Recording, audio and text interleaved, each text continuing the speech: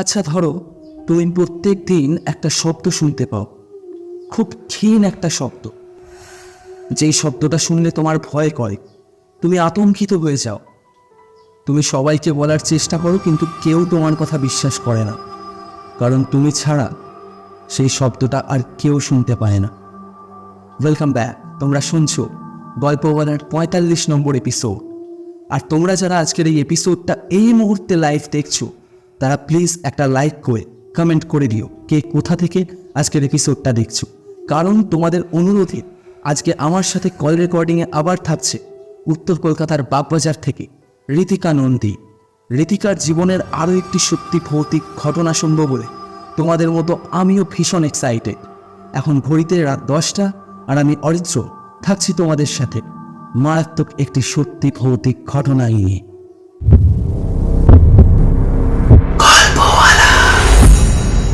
Spotify original horror podcast.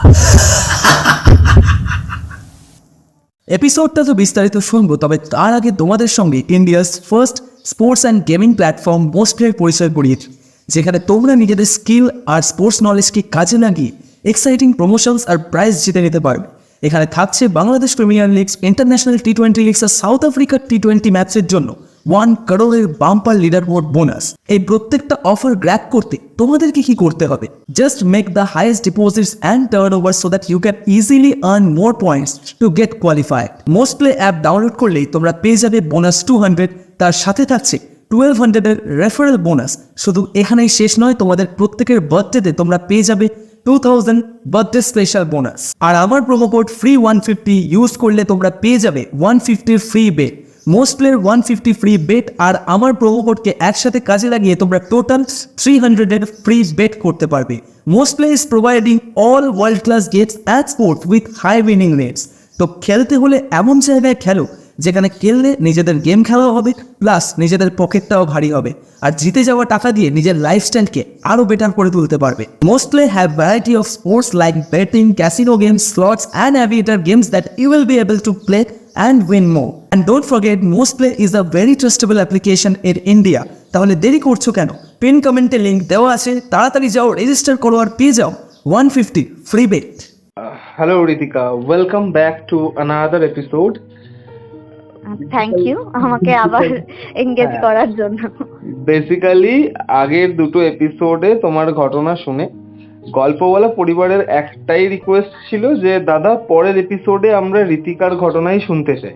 হ্যাঁ, আমি সেটা কমেন্ট সেকশনে দেখছিলাম যে অনেকেই আর কি বলেছেন যে নেক্সট আরো ঘটনাগুলো শুনতে চাই না। এক্স্যাক্টলি, তো আমিও খুব বেশি অবাক হইনি, তার কারণ তোমার আগের ঘটনাটার হ্যাংওভার আমি এখনো অবধি কাটিয়ে উঠতে পারিনি।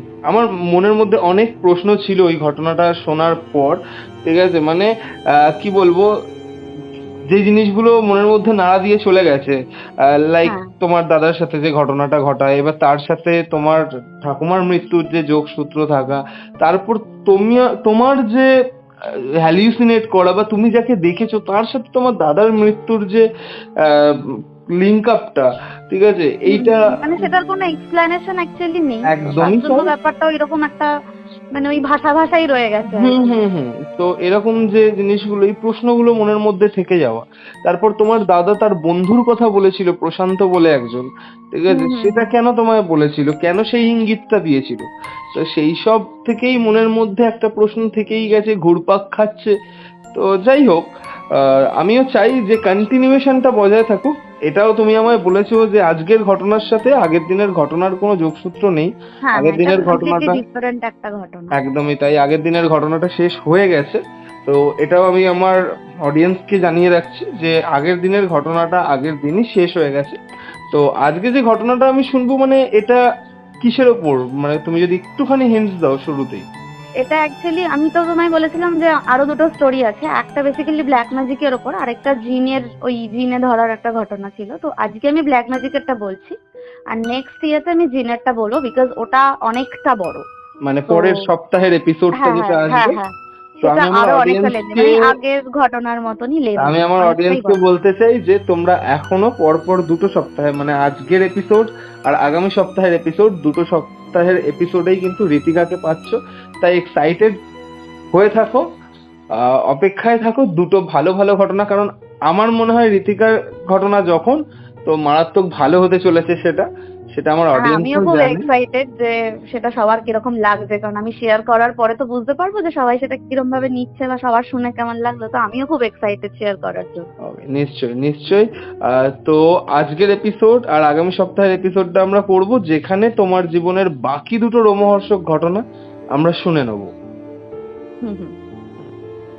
তো আজকের যে ঘটনাটা আমি মানে বলছি সেটা বেসিক্যালি ঘটে, মানে আগের ঘটনাটা তো বললাম যে ওখানেই শেষ হয়ে গেছিল, এবং তখন আমি ক্লাস 11-এ পড়ি।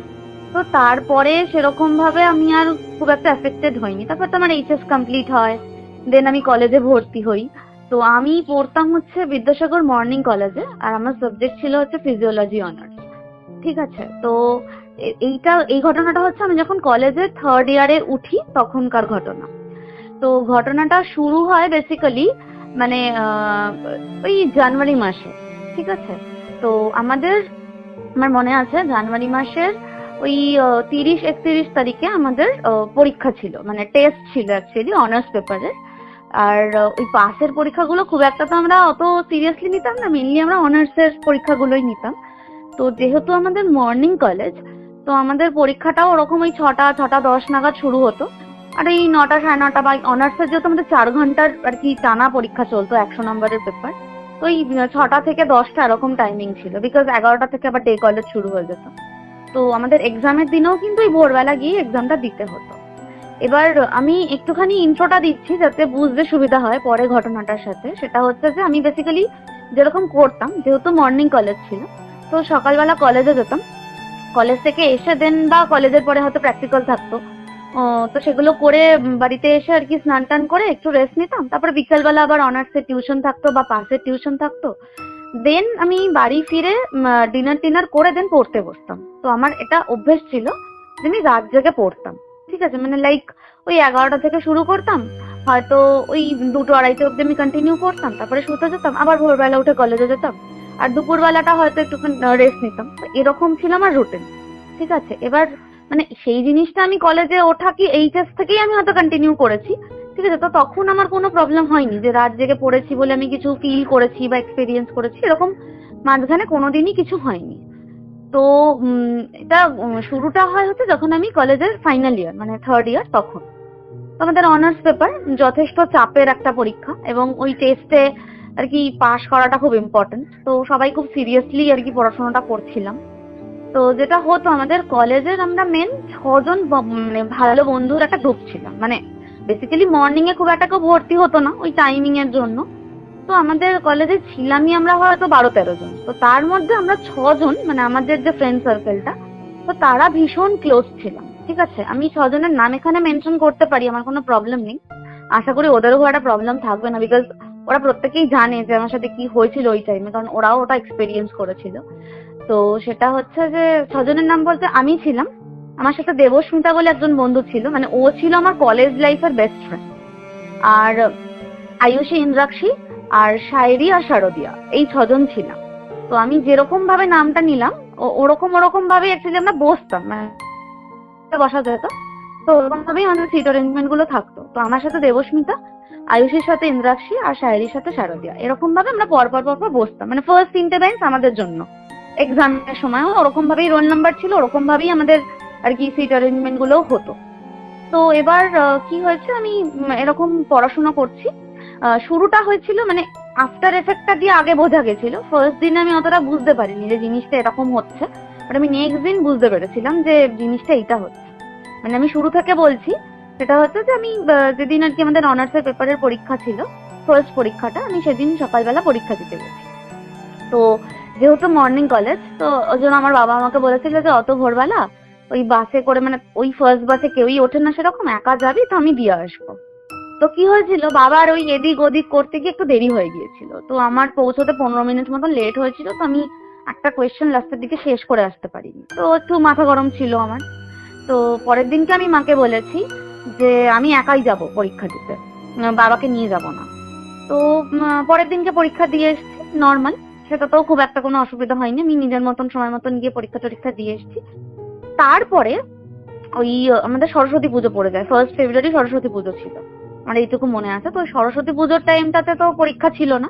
তো সরস্বতী পুজো হয়ে যাওয়ার পরে যখন আমাদের প্র্যাকটিক্যাল পরীক্ষার স্কেডিউলটা পড়লো, মানে ওই জাস্ট টেস্টের জন্যই প্র্যাকটিক্যাল পরীক্ষা।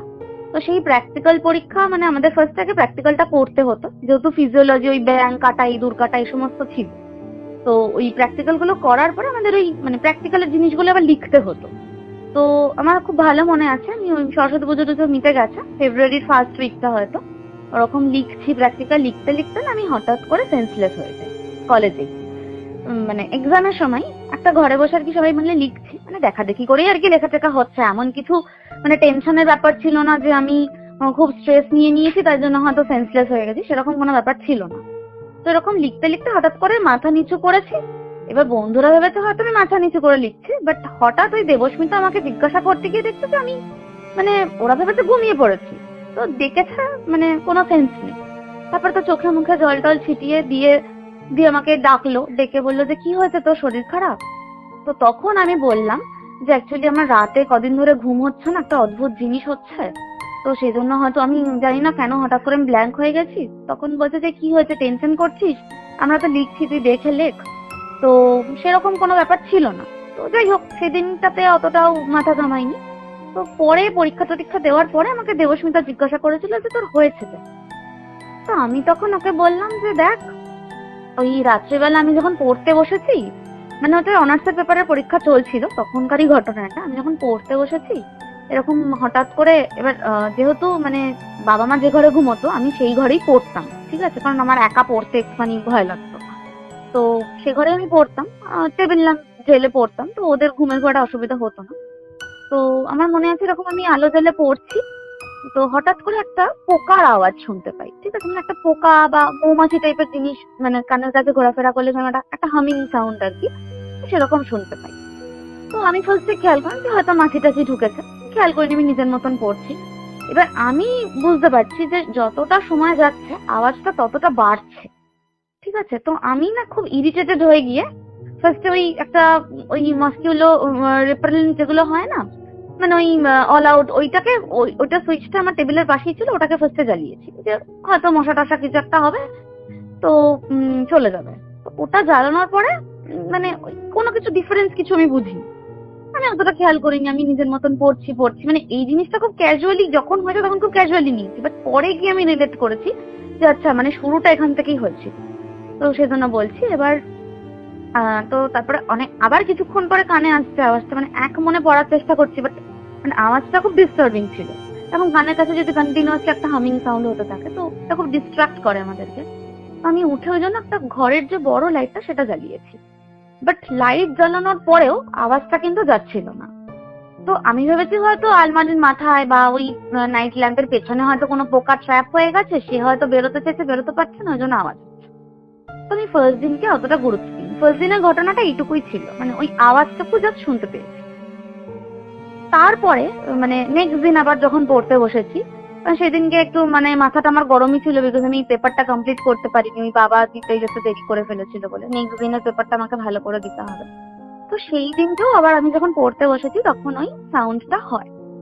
তো মানে ঘটনাটা তোমার এক্সাম চলার সময়তেই ঘটছিল তাই তো? হ্যাঁ হ্যাঁ, মানে এক্সাম চলার আগে থেকে আমি যখন পড়তে বসেছি তখন থেকেই হচ্ছিল এটা, বাট যেহেতু তখন সিলেবাস ফিনিশ করতে হবে, রিভিশন দিতে হবে, আমি সত্যি অতটা পাত্তা দিই।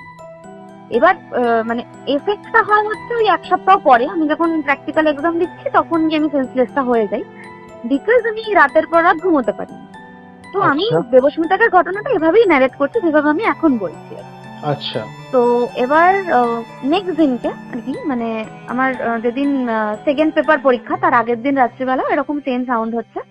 তো আমি এরকম আলোটা জ্বালাই, এবার আলোটা জ্বালানোর পর খুব বিরক্তি লাগছিল, তো আমি মাকে ডাকি যে মা দেখো কি একটা আওয়াজ হচ্ছে, এই পোকাটা কই, সকালবেলা তো আমি কোনো কিছু শুনতে পাই না, দুপুরবেলা ঘুমাই তখনও তো আমি কিছু শুনতে পাই না, কোথায় ঢুকেছে পোকাটা, কি কোথাও মানে আটকে গেছে বা কিছু। তো তখন আমার ফোন যেটা ছিল, মানে এখন যে ফোনটা ইউজ করি সেটা অবভিয়াসলি ছিল না, আগের ফোনটা ছিল হচ্ছে আমার ওই স্যামসাং গ্যালাক্সি গ্র্যান্ড ম্যাক্স এই মডেলের ফোনটা ছিল। তো আমার ফোনে কোনো নেটের কানেকশন ছিল না, ঠিক আছে, আমার তখন ওই কম্পিউটারে ওই ইয়ে লাগানো ছিল, ওই কেবল নেট যেটা হয় সেটা লাগানো ছিল। তো ফোনটাতে জাস্ট ওই কি বলবো, ওই টর্চ জ্বালানো বা কোনো কিছু ছবি তুলে রাখা, পিডিএফ এগুলো হিসেবে জাস্ট সেভ করতাম। তো ফোনের ওই টর্চটা জ্বালিয়েছি, মানে ঘরের আলো জ্বালে প্লাস ফোনের টর্চটা জ্বালিয়ে আমি ওই পড়ার টেবিলের পেছনে আর কি দেখছি যে পোকাটা কি সামহাও ভেতরের কোথাও ঢুকে গেছে, ও বেরোতে পারছে না কারণ কন্টিনিউয়াসলি আওয়াজটা করে যাচ্ছে। তো আমি সেদিনকে যখন ওই আলো জ্বলে জিনিসটা দেখছি আমি কিছুই দেখতে পাইনি, কিন্তু আওয়াজটা দেখছি ক্রমশ বাড়ছে, মানে সময় যাচ্ছে আরো ইন্টেন্স হচ্ছে। মানে ফার্স্টে যদি ধরো একটা 10 ডেসিবেলে হয়ে থাকে, আমি জাস্ট এক্সাম্পল দিচ্ছি, বাট তারপরে হয়তো 20, তারপরে 30, মানে এরকম বাড়ছে। এবং রীতিমতন মানে কানে তালা ধরিয়ে দেওয়ার মতন একটা পোকার আওয়াজ, মানে একটা পোকার আওয়াজ তো এতটা মারাত্মক হতে পারে না, বাট সেদিনটাতে খুবই মারাত্মক ছিল। আমি মাকে ডাকলাম, আমি ইভেন বাবাকেও ডাকলাম যে কিসের, এবার ওরা বলছে যে কই আমরা তো কোনো পোকার আওয়াজ শুনতে পাচ্ছি না, এদিকে আমি পড়তে পারছি না, মানে এত জোরে আওয়াজ হচ্ছে। তো আমি তখন বললাম যে কি রে বাবা, মানে তোমরা এত ঘুমাচ্ছ, একটা আওয়াজ কানে যাচ্ছে না তোমাদের? মানে ঘুমের টাইমে হয়তো শুনতে পাচ্ছ না ঠিক আছে, বাট ঘুম থেকে উঠেও শুনতে পাচ্ছ না, এটা তো অদ্ভুত। তো আমি খুব একটা গা করিনি, আমি নেক্সট দিনও পরীক্ষাটা দিয়েছি। তো নেক্সট দিন পরীক্ষা দিয়ে তো তারপরে তো আমাদের ওই পরের দিন সরস্বতী পুজো ছিল। তো আমার এটা মনে আছে যেহেতু সরস্বতী পুজো আর পেপারটাও শেষ আর কি মোটামুটি, তো আমি রাত্রেবেলা নেল পলিশ করছিলাম। নেল পলিশ পড়তে পড়তে সেম ওই আবার পোকার আওয়াজটা আমি শুনতে পাই। তো শুনতে পেয়ে কি হয়, এবার আজকে আমি ঠিক করেছি আমি দেখবো যে আওয়াজটা বাইরে থেকে আসছে কিনা। এবার দেখো ইনিশিয়ালি ওই প্রথম দিকে যখন ওই দাদার ইনসিডেন্টটা ঘটে তখন তো আমি খুবই ট্রমাটাইজ ছিলাম, তো তখন ওই সাহসটা আমার মধ্যে হয়নি যে উঠে বেরিয়ে যাব বা কিছু। বাট তারপরে এতদিন চলে গেছে এবং মানে ওই জেঠুর দেওয়া জিনিসপত্র আমার সাথে আছে, একটা প্রোটেকশন টাইপের আছে, এবং মাঝখানে কোনো কিছু হয়ও নি, আমি কাউকে কিছু দেখিনি, কোনো কিছু ফিল করিনি, তো একটা মোটামুটি একটা সাহস ছিল আমার মধ্যে, ঠিক আছে। তো আমি সেই সাহসটা নিয়েই আমি করেছি কি, ফার্স্টে বাইরের লাইটটা জ্বালিয়েছি, আমাদের ঘরেই সুইচটা আছে, তো ঘর থেকেই আর কি সুইচটা দিয়ে বাইরের লাইটটা জ্বালিয়েছি। দেন দরজাটা খুলে আমি বেরিয়েছি, বেরিয়ে আমি যে কিছু আছে কিনা বা বাইরে কোনো হতে পারে যে হয়তো কোনো টিকটিকি হয়তো পোকাকে খেয়ে নিচ্ছে, সেই জন্য হয়তো পোকাটা ওরকম আওয়াজ করছে, সেটা আমি শুনতে পাচ্ছি। তো সেইভাবে আমি বাইরে বেরোই বারান্দায়, মানে আমি বলেইছিলাম আমাদের খোলা বাড়ি, তো বারান্দায় বেরোই, বেরিয়ে আমি কোনো কিছু দেখতে পাই না। আমি আবার ঘরে এসে মানে আবার যখন ঘরে ঢুকি তখন আওয়াজটা বন্ধ হয়ে গেল। মানে ওই ফার্স্ট দিন ওই নেল পলিশ পরে আমি যেদিন বেরিয়েছিলাম, আমি বেরোলাম, বেরিয়ে রুমে আসলাম, দেখলাম আওয়াজটা বন্ধ হয়ে গেল। আর আমাদের বাড়ির ঠিক নিচেই একটা মানে পাড়ায় বড় করে সরস্বতী পুজো হয়, তো সারা রাত ওখানে ওই মানে প্যান্ডেল ফ্যান্ডেল করা হচ্ছে, লোকজন আলপনা টালপনা দিচ্ছে রাস্তার মধ্যে, তো লোকজন কিন্তু ছিল রাস্তায়। তো আমি আবার উঁকি মেরে দেখলাম যে ওদের মধ্যে থেকে কোনো বাচ্চা টাচ্চা এগুলো করছে না, তো হয়তো রাতের বেলা কিছুটা চালিয়েছে, আমি হয়তো বুঝতে ভুল করছি, এরকমও দেখলাম। তো দেখলাম না আওয়াজটা আর আসছে না, তো তারপরে তো শুয়ে পড়েছি। তারপরে মাঝখানে আর কোনো কিছু হয়নি, দিয়ে জিনিসটা আবার শুরু হয় মানে নেক্সট উইকে আর কি।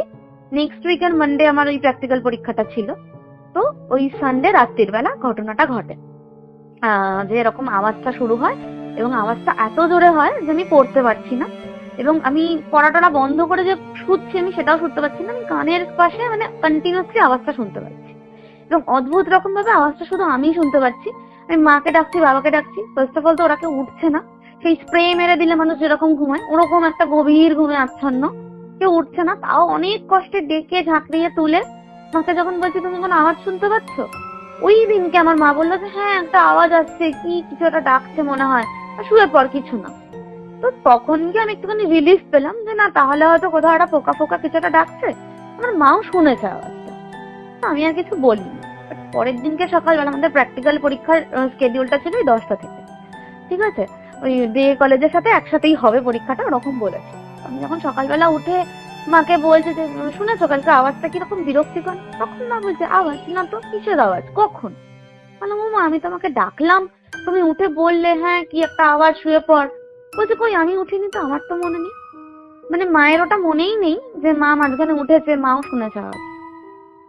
তো তারপরে এবার সেই জিনিসটাই আমার মাথার মধ্যে ঘুরছিল, তো ওইটাই আমি জানি না রাতের বেলা একদম ভালো ঘুম হয়নি, সকালবেলা ওরকম এক্সাম দিয়ে দিচ্ছে আমি সেন্সলেস হয়ে গেছি কলেজে। তো আমাকে দেবস্মিতা পুরোটা শুনলো, ঘটনাটা শুনে আমাকে বললো যে তুই একটা কাজ করিস, তো তুই যখনই আওয়াজটা শুনতে পাবি তুই আজকে রাতে তুই ওটা ফোনে রেকর্ড করিস।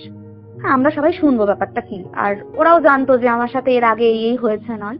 তো বললো যে দেবস্মিতা বললো সেরকম হলে যদি দেখি যে আওয়াজটা কন্টিনিউস হচ্ছে তাহলে আমি নেক্সট দিন তোর বাড়িতে গিয়ে রাতের বেলা থাকবো তোর সাথে, আমি দেখবো ব্যাপারটা কি হয়, ঠিক আছে।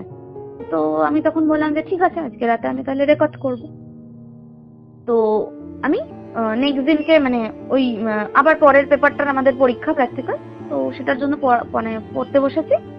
ওই ঠিক 1টা-1:30 নাগাদ, মানে আগে যেমন কি পড়তে বসলেই শুরু হয়ে যাচ্ছিল, বাট সেদিনকে পড়তে বসলেই শুরুটা হয়নি। তো আমি এরকম ফোনটাকে চার্জে দিয়েছি, ফোনটাকে চার্জে দিয়ে আমার মনে আছে আমি পড়ছি, ঠিক আছে, প্র্যাকটিক্যালের জিনিসপত্র এদিক ওদিক দেখছি। তো দেখতে দেখতে ওরকম আওয়াজটা শুরু হয়। তো আওয়াজটা শুরু হতেই আমি কিচ্ছু করিনি, আলো জ্বালাইনি, কোনো কিছু করিনি, বা ফোনের ওই ফ্ল্যাশ লাইট জ্বালাও কিছু দেখিনি।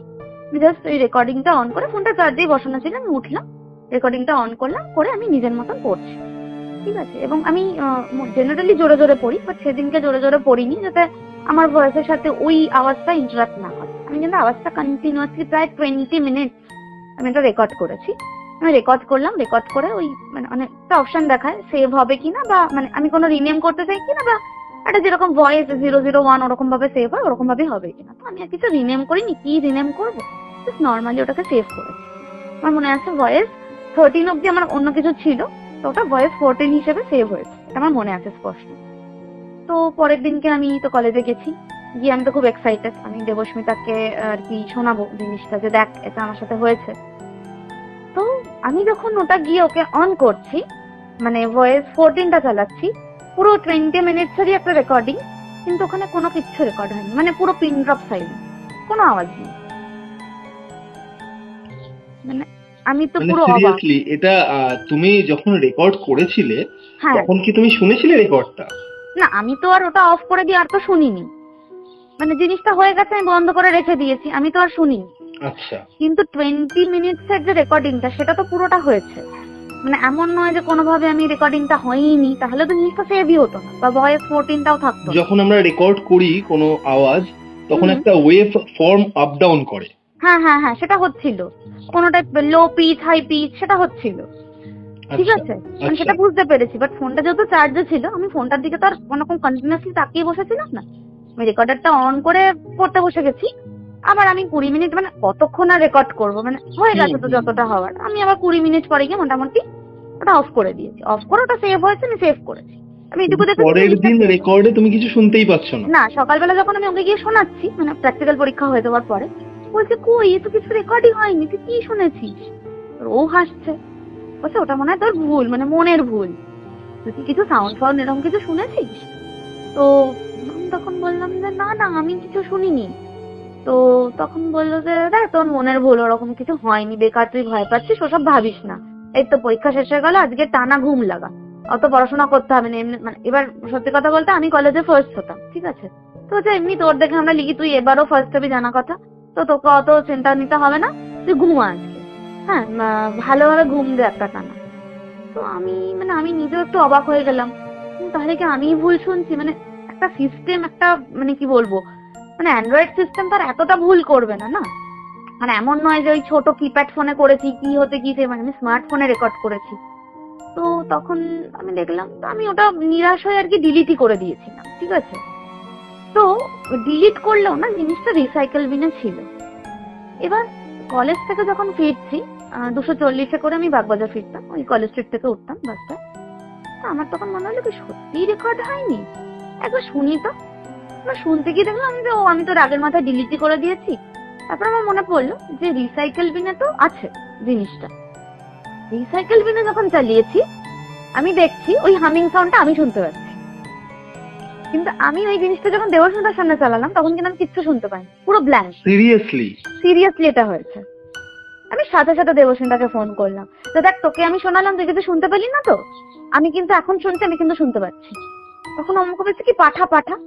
এবার আমি তো ফোনে নেট রিচার্জ করি না, আমার তো কম্পিউটারে আছে, আর সত্যি কথা বলতে আমি তখন হোয়াটসঅ্যাপ করতাম না, আমি কলেজের টাইমে হোয়াটসঅ্যাপ করতাম না, আমি এমএসসি তে উঠে হোয়াটসঅ্যাপ ইনস্টল করেছিলাম ফোনে।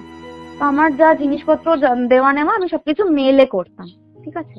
আমি তখন বললাম যে ঠিক আছে। কিন্তু ভীষণ স্ট্রেঞ্জ লাগলো যে তুমি যেই রেকর্ডটা তোমার বান্ধবীর সামনে চালিয়েছিলে, হ্যাঁ আমি নিজেও শুনেছি, তখন কিচ্ছু ছিল না, এমন নয় যে আমি ওকে শেয়ার করেছি বা ওর ফোনে হয়তো চলেনি, সেটাও নয়, আমি কিন্তু আমার ফোন থেকেই চালিয়েছি।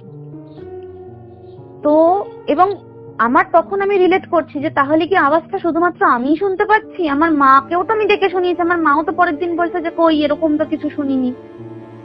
তো এরপরে আমার একটু মানে ওই বলে না একটু ভয় লাগা শুরু করেছে যে মানে তাহলে কি আমার সাথে আবার কোনো কিছু রিপিট হচ্ছে এতদিন পরে। তো তখন কিন্তু মানে বাদল জেঠু যেটা দিয়েছিল হাতে পড়া সেটা আমি কন্টিনিউয়াসলি পড়েই আছি। তো সেই হিসেবে আমি মানে কি বলবো একটু অবাক হয়েছিলাম। তো আমি বাড়িতে আর কিছু বলিনি, আমি ওকে জাস্ট এটাই বললাম যে আমাকে একটুখানি সময় দে, আমি অলমোস্ট চলেই এসেছি, এই হাতিবাগানের এখানটায় আছি। হ্যাঁ, আমি তোকে বাড়িতে গিয়ে এটা ওই ডেস্কটপে আমি ট্রান্সফার করছি, করে আমি তোকে মেল করছি, তুই শুনবি। তখন বলে যে হ্যাঁ হ্যাঁ তুই আমাকে পাঠা, আমি শুনবো, অবশ্যই শুনবো। ঠিক আছে, বলছে দেখ আমি তোকে অবিশ্বাস করছি না, বাট তখন তো দেখলাম পুরোটাই ব্ল্যাঙ্ক, আমি সেজন্য বললাম হয়তো তোর মনের ভুল, তুই কিন্তু ভাবিস না যে আমি তোকে অবিশ্বাস করছি, তুই ভয় পাস না, আমি আছি তোর সাথে, ওই কথাটা আমাকে বলেছি। আর ওর সাথে সাথে তখন ওই ইন্দ্রাক্ষী আয়ুষী ওরাও শুনেছিল যে জ্যোতিকার সাথে এরকম একটা হচ্ছে জেনারেলি।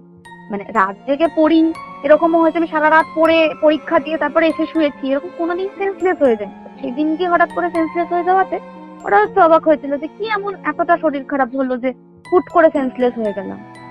তো তারপরের দিনকে আমাদের কলেজে ওই কেমিস্ট্রির একটা ক্লাস ছিল আর কি, মানে ওই একটা ক্লাসের জন্যই যাওয়া কেমিস্ট্রি ক্লাস, কারণ এই কেমিস্ট্রিরও আর কি ইয়ে হবে, আমার পাশে কেমিস্ট্রি ছিল, কেমিস্ট্রিরও প্র্যাকটিক্যাল পরীক্ষা আছে, তো সেই জন্য একটা ক্লাস ছিল। তো সেই ক্লাসটা 6টা থেকে ছিল না, আমাদের ওই 7টা 20 থেকে রেখেছিল আমার মনে আছে। তো আমি 6টা 40-এর বাসটা ধরেছি, মানে বাসটা ধরবো এরকম কথা। তো আমি এসে তো ওকে শেয়ার করেছি, ওকে শেয়ার করার পরে ও আমাকে বলছে মানে মেল কমিউনিকেশনটা এখন আমার কাছে আছে কিনা আমাকে দেখতে হবে, যদি থাকে আমি তোমার সাথে শেয়ার করবো দাদা। তো ও আমাকে মানে আমি ওকে পাঠিয়েছি একটা জিনিস অ্যাটাচ করে, ও বলছে তুই তো একটা ব্ল্যাঙ্ক মেল পাঠিয়েছিস, কোনো কিছুই তো আসেনি অ্যাটাচমেন্ট। আমি কিন্তু ওই পুরো ভয়েস এরিয়াটা এমনও নয় যে বেশি এমবি কি হয়ে গেছে বলছো বলে। তুমি যে তুমি হ্যাঁ, অ্যাটাচ করছো? আমি অ্যাটাচ করছি, আমাকে দেখাচ্ছে অ্যাটাচড ফাইল। আমি ইভেন ওটা কম্পিউটার মানে ফোনের ছবিও তুলেছি, যে আমি কম্পিউটার থেকে যেটা অ্যাটাচ করেছি জিনিসটা যে অ্যাটাচড হয়েছে এতক্ষণের একটা এত এমবির একটা জিনিস, সেটা যে আমি অ্যাটাচ করেছি সেটার আমি ফোনে ছবিও তুলেছি। মানে ওই টাইমটাতে না আমার ট্রাস্ট ইস্যু চলে এসেছে যে আমি করছি লোকে বিশ্বাস করছে না, কারণ আমি যেটা করছি সেটা পরে গিয়ে অন্যরকম হয়ে যাচ্ছে আর পুরো Strange. সিস্টেম চেঞ্জ হয়ে যাচ্ছে অদ্ভুত ভাবে। তো আমি ছবি তুললাম, ছবি তুলে আবার সেটাও ওকে মেল করলাম। ঠিক আছে, ও বলছে যে আমার কাছে এরকম কোনো মেল আসেনি, কিন্তু আমাকে দেখাচ্ছে সেন্ট মেলে দেখাচ্ছে গেছে মেলটা। তো আমি কিছু বাদ দিইনি, আমি জাস্ট ইগনোর, আমি বলছি যে না আমার মাথা হাতে হ্যাং করে গেছে, আমার একটু ঘুম দরকার। তো সেদিনটা আমি টানা ঘুমিয়েছি, মানে ওই যে আমি দুপুরবেলা ঘুমিয়েছি, রাতে উঠে জাস্ট ডিনার করেছি, করে আমি আবার ঘুমিয়েছি। আমি সেদিনকার পড়াশোনা কিচ্ছু করিনি, এবং মানে ঘুমের মধ্যে আমার কোনো কিছু ফিল হয়নি, মিথ্যা কথা বলবো না, কিচ্ছু হয়নি, আমি কোনো কিছু শুনতেও পাইনি, কিচ্ছু হয়নি, নাথিং। আমি ইভেন উঠে টয়লেটেও যাইনি। সকালবেলা উঠে ওই 6টা 40-এর বাসটা ধরেছি। তো বাসটা ধরে আমি এগেন ওই মানে তখন তো আর ফোনে নেট কানেকশন ছিল না, আমি দেখছি যে ওই রিসাইকেল বিনে জিনিসটা আছে, ওটা শোনাচ্ছে কিনা। আমি তখনও শুনছি যে হ্যাঁ ওটা শোনাচ্ছে। তো মানে ঠিক আছে, এবার আমি কলেজে গিয়ে ওকে শোনাবো। এখন যখন আমার ফোনে যখন শোনাচ্ছে, আমি যখন ওকে অ্যাটাচ করে পাঠাতেই পারলাম না, আমি কলেজে গিয়ে শোনাবো। তো আমি আবার করলাম কি, আমি জানি না ওটা আমার ভুল ছিল কিনা, আমি রিসাইকেল বিন থেকে জিনিসটাকে আবার রিস্টোর করলাম যাতে কোনোভাবে ডিলিট না হয়ে যায়। তো রিস্টোর করে কলেজে গেলাম, ক্লাস শুরু হয়েছে। তো ক্লাসে মানে ওটা পুরো জয়েন্ট ক্লাস হতো, যাদের যাদের কেমিস্ট্রি পাস ছিল তারা জুলজি অনার্স বা বটানি অনার্স কেমিস্ট্রি পাসে আছে, প্রত্যেকে ওই ক্লাসটা করতাম। তো ওই ক্লাসেই আমি দেবস্মিতাকে বলেছি যে হেডফোন লাগাচ্ছি তুই শোন, চালিয়েছি। ও বলছে কই কিছুই শুনতে পাচ্ছি না। এবার আমি তাহলে হয়তো এত কাচর মাচর হচ্ছে তার জন্য শুনতে পাচ্ছি, ঠিক আছে ক্লাসটা শেষ হোক তারপর শুনছি। তো মানে এরকমই হয়েছে দাদা, এই জিনিসটা রিপিটেডলি হয়েছে 2-3 দিন। ঠিক আছে, আমি ওকে শোনাতে চেয়েছি, বাট ও আমি নিজে যখন শুনছি সেটা শুনতে পাচ্ছি, বাট ওর সামনে গিয়ে বা বাকিদেরকে যখন পাঠাচ্ছি বা শোনাচ্ছি ওরা কেউ কিছু শুনতে পাচ্ছে। তো তারপরে যখন ফাইনালি আবার ওই পরীক্ষা আর কি আসে, তো রাতের বেলা আমি পড়তে বসেছি, তো তখন কি হয়, তখন ওই আওয়াজটা আবার আমি পাই। ঠিক আছে, মানে এটা আবার আমি নিজের কানে শুনছি। ঠিক আছে, মানে মাঝের কয়েকদিন আমি রাত জেগে পড়িনি, তাই আমার কিছু আসেনি, বাট আবার যখন আমি পড়তে বসেছি, এটা কিন্তু ফেব্রুয়ারি মাসের মাঝামাঝি টাইম, আমি বলছি জিনিসটা শুরু হতে জানুয়ারি থেকে। তো আবার আমি জিনিসটা আমার কানে আসে। তো তখন আমি কি করি, আমি দেবস্মিতাকে ফোন করি ডিরেক্ট রাতের বেলা। আমি জানি ও জেগে নেই, বাট তাও ফোন করি, ও তো ঘুমের চোখে ফোন ধরেছে। ফোন ধরে আমি তখন বললাম যে কিছু শুনতে পাচ্ছিস? তখন বলছে যে কি বলতো, আনলাম যে কোনো আওয়াজ শুনতে পাচ্ছিস? আমি তো তোর সাথে কথা বলছি, স্পিকারে রেখেছি ফোনটা, তুই কিছু শুনতে পাচ্ছিস? বলছে যে না, তোর কথাই শুনতে পাচ্ছি, আর কিছু তো শুনতে পাচ্ছি না। আর আমি ভালো করে শোন, তুই সাউন্ড বাড়িয়ে শোন, আমি কিন্তু শুনতে পাচ্ছি। তখন বলছে কি যে ঋতিকা আমার না এবার একটু ভয় লাগছে, কারণ জিনিসটা তো অনেকদিন ধরে হচ্ছে, তুই বরঞ্চ কাকু কাকিমাকে ডাক। হ্যাঁ, যদি আমি বলছি যে আমি অনেকক্ষণ দেখেছি ওরা উঠছে না, তো বলছে তুই ডেকে তুলে ওদেরকে জিনিসটা বল যে এই জিনিসটা তো ঠিক নয়, নইলে তোর ওই জেঠুর কাছে গিয়ে জিনিসটা বল, কারণ এই জিনিসটা মানে তুই তো, তোকে লোকে সাইকো ভাববে এরপরে যে তুই হ্যালুসিনেট করছিস, বাট তুই রিপিটেডলি তো একটা জিনিস নিয়ে বলে যাবি না। হয়তো একদিন মজা করবি, দুদিন মজা করবি, মানে সপ্তাহের পর সপ্তাহ তো আমি মজা করবো না। তো আমি তখন বললো তুই আমার ফোনটা রাখ, ফোনটা কেটে আমার ঠিক আছে আমি রেকর্ড করবো। আমি রেকর্ডিংটা অন করে আমি বাবা মাকে ডেকেছি, ঠিক আছে, যে বাবা এরকম একটা আওয়াজ পাচ্ছি, তুমি দেখো তো, ওঠো তো, দেখো তো কি কিসের আওয়াজ, কি বৃত্তান্ত। তো তখন বাবা উঠলো, উঠে বললো যে কই কি আছে দেখি তো। যে বাবাও বাইরে বেরোলো, বললো কিছু নেই তো, কোনো কিছু নেই, পড়তে হবে না, রাতের কাছে শুয়ে পড়, এরকম বলে বাবা শুয়ে পড়লো। কিছুক্ষণ পরে আমি আবার শুনতে পাচ্ছি, মানে যখন বাইরে থেকে ভেতরে আসছি তখন আওয়াজটা কিন্তু বন্ধ হয়ে যাচ্ছে, ঠিক আছে, মানে বাবাও যখন বাইরে গেল ভেতরে এলো তখন আওয়াজটা বন্ধ হয়ে গেল। হ্যাঁ, আবার যখন কিছুক্ষণ পরে শুরু হয়েছে তখন আমি মাকে ডেকেছি, আর ফোনের রেকর্ডিংটা কিন্তু চলছে, মানে প্রায় 1-1.5 ঘন্টা ধরে রেকর্ডিংটা হয়েছে, ঠিক আছে। তো মা উঠে বলছে যে হ্যাঁ একটা আওয়াজ সত্যি তো শোনা যাচ্ছে, কিন্তু বাবা কিন্তু কোনো আওয়াজ শুনতে পায়নি। মা শুনতে পেয়েছে যে হ্যাঁ একটা আওয়াজ শুনতে পাচ্ছি, কই দেখি। মা আর আমি দুজনে মিলে বাইরে বেরোলাম, যেই ভেতরে আসলাম কোনো আওয়াজ নেই। তখন মা বলছে কি জানি বাবা কি হচ্ছে, দেখি কাল সকালে আমি একবার জেঠুকে না ফোন করবো, তুই কলেজ থেকে আয়, তারপর জেঠুকে ফোন করে বলবো যে এরকম হচ্ছে দাদা, ও ভয়টা পাচ্ছে। এই কথাগুলো কিন্তু আমার মা বলেছে, বলে মা শুয়ে পড়েছে। আমারও তখন একটু পড়া বাকি ছিল, আমি বাকিটা পড়ে যে ঠিক আছে দিয়ে আমি চালিয়েছি রেকর্ডিংটা, মানে সেদিনকে চালিয়েছি যে হ্যাঁ রেকর্ডটা হয়েছে কিনা। রেকর্ডটা হয়েছে, যে বাবাকে ডাকছি যে বাবা ওঠো তো, মানে সবকিছু উঠেছে কিন্তু রেকর্ডিং এ। তো পুরোটা তো আর শুনিনি, 1.5-2 ঘন্টার একটা রেকর্ডিং। আমি দেখছি ইনিশিয়ালি যে হ্যাঁ উঠেছে কথাটা, এমন নয় যে ব্ল্যাঙ্ক। তো আমি ওটাকে অফ করে আমি শুয়ে পড়েছি। পরের দিনকে গেছি, দেবস্মিতাকে শুনিয়েছি। তখন দেবস্মিতা বলছে কি যে এত বড় তো আমি বাড়ি গিয়ে শুনবো, তুমি আমাকে পাঠিয়ে দাও। তখন শেয়ারিতে শেয়ার করা যেত, আলাম এটা কিন্তু হয়েছে, আমি কিন্তু শুনেছি, ঠিক আছে। তো তখন বলছে তুই আমাকে শেয়ারিতে পাঠিয়ে দাও। আমি শেয়ারিটাকে শেয়ার করেছি, ওই অত বড় ফাইলটা গেছে, মানে টাইম নিয়েই গেছে পুরোটা সময় ধরে। পরীক্ষা দিয়েছি, পরীক্ষা দিয়ে ফিরেছি। এবার ও বাসে চালিয়ে বলছে ঋতিকা আমার না বিশাল ভয় লাগছে, পুরো জিনিসটা ব্ল্যাঙ্ক এসেছে জানিস। মানে এইবারে ব্যাপারটা একটু অদ্ভুত হয়ে যাচ্ছে। আমি তখন গিয়ে বললাম যে দাঁড়া, আমি বাড়িতে গিয়েই মায়ের সাথে কথা বলছি। এবার আমি বাড়িতে এসেছি, বাড়িতে এসে মাকে বলছে যে মা তুমি জেঠুকে ফোন করেছিলে? মা বলছে জেঠু? কোন জেঠু? আলাম তুমি যে কালকে বললে যে এরকম আওয়াজ হচ্ছে, জেঠুকে জানাবো। তখন বলছে যে কই আমার তো কিছু মনে নেই, আমি আবার কখন উঠলাম, আমি তো কিছু জানি না।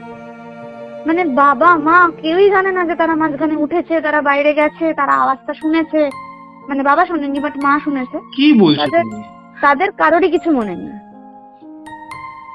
মানে তারা তো রাতের বেলায় উঠেছে, তারা বাইরে উঠেছে, আমার বলেছিল সাথে তোমার কথা সাথে। বলেছে। আমি তখন বললাম যে দেখো কল রেকর্ডিং, মানে আমি কিন্তু কল রেকর্ডিং না, মানে ওই রেকর্ডিংটা কিন্তু করেছি, তোমাদের কিন্তু কলার ভয়েস আছে। বলছে কই চালা দেখি।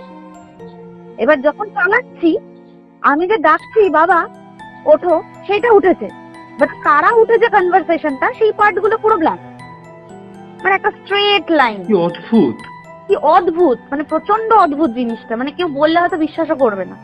আমার কাছে আছে কিনা খুলে দেখতে হবে পুরো, আমি তো ফোনটা চেঞ্জ করেছি, ওগুলো তো ট্রান্সফার করিনি। যদি থাকে আমি তোমার সাথে শেয়ার করবো, তুমি শুনলে বুঝতে পারবে।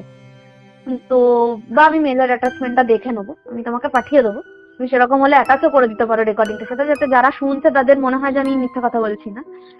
তো এই জিনিসটা হওয়ার পরে তো সেদিন রাত্রিবেলা আমার মা বলছে যে না এটা তো ঠিক কথা নয়, তো এটা তো আমাকে দেখতে হবে ব্যাপারটা কি হলো। তুমি বলছো ঋতিকা, হ্যাঁ হয়তো ঘটনাটা এখনো অব্দি আমি সেরকম কোনো কিছু শুনলাম না যে হ্যাঁ তুমি কিছু দেখেছো বা হ্যাঁ এরকম কিছু, বাট যতটা তুমি বললে, এই যে লাস্ট যে পার্টটা তুমি আমায় বললে যে কাকু কাকিমা মানে মনেই করতে পারছে না যে তারা উঠেছে তোমার সাথে, তারা তোমার সাথে কনভারসেশন করেছে।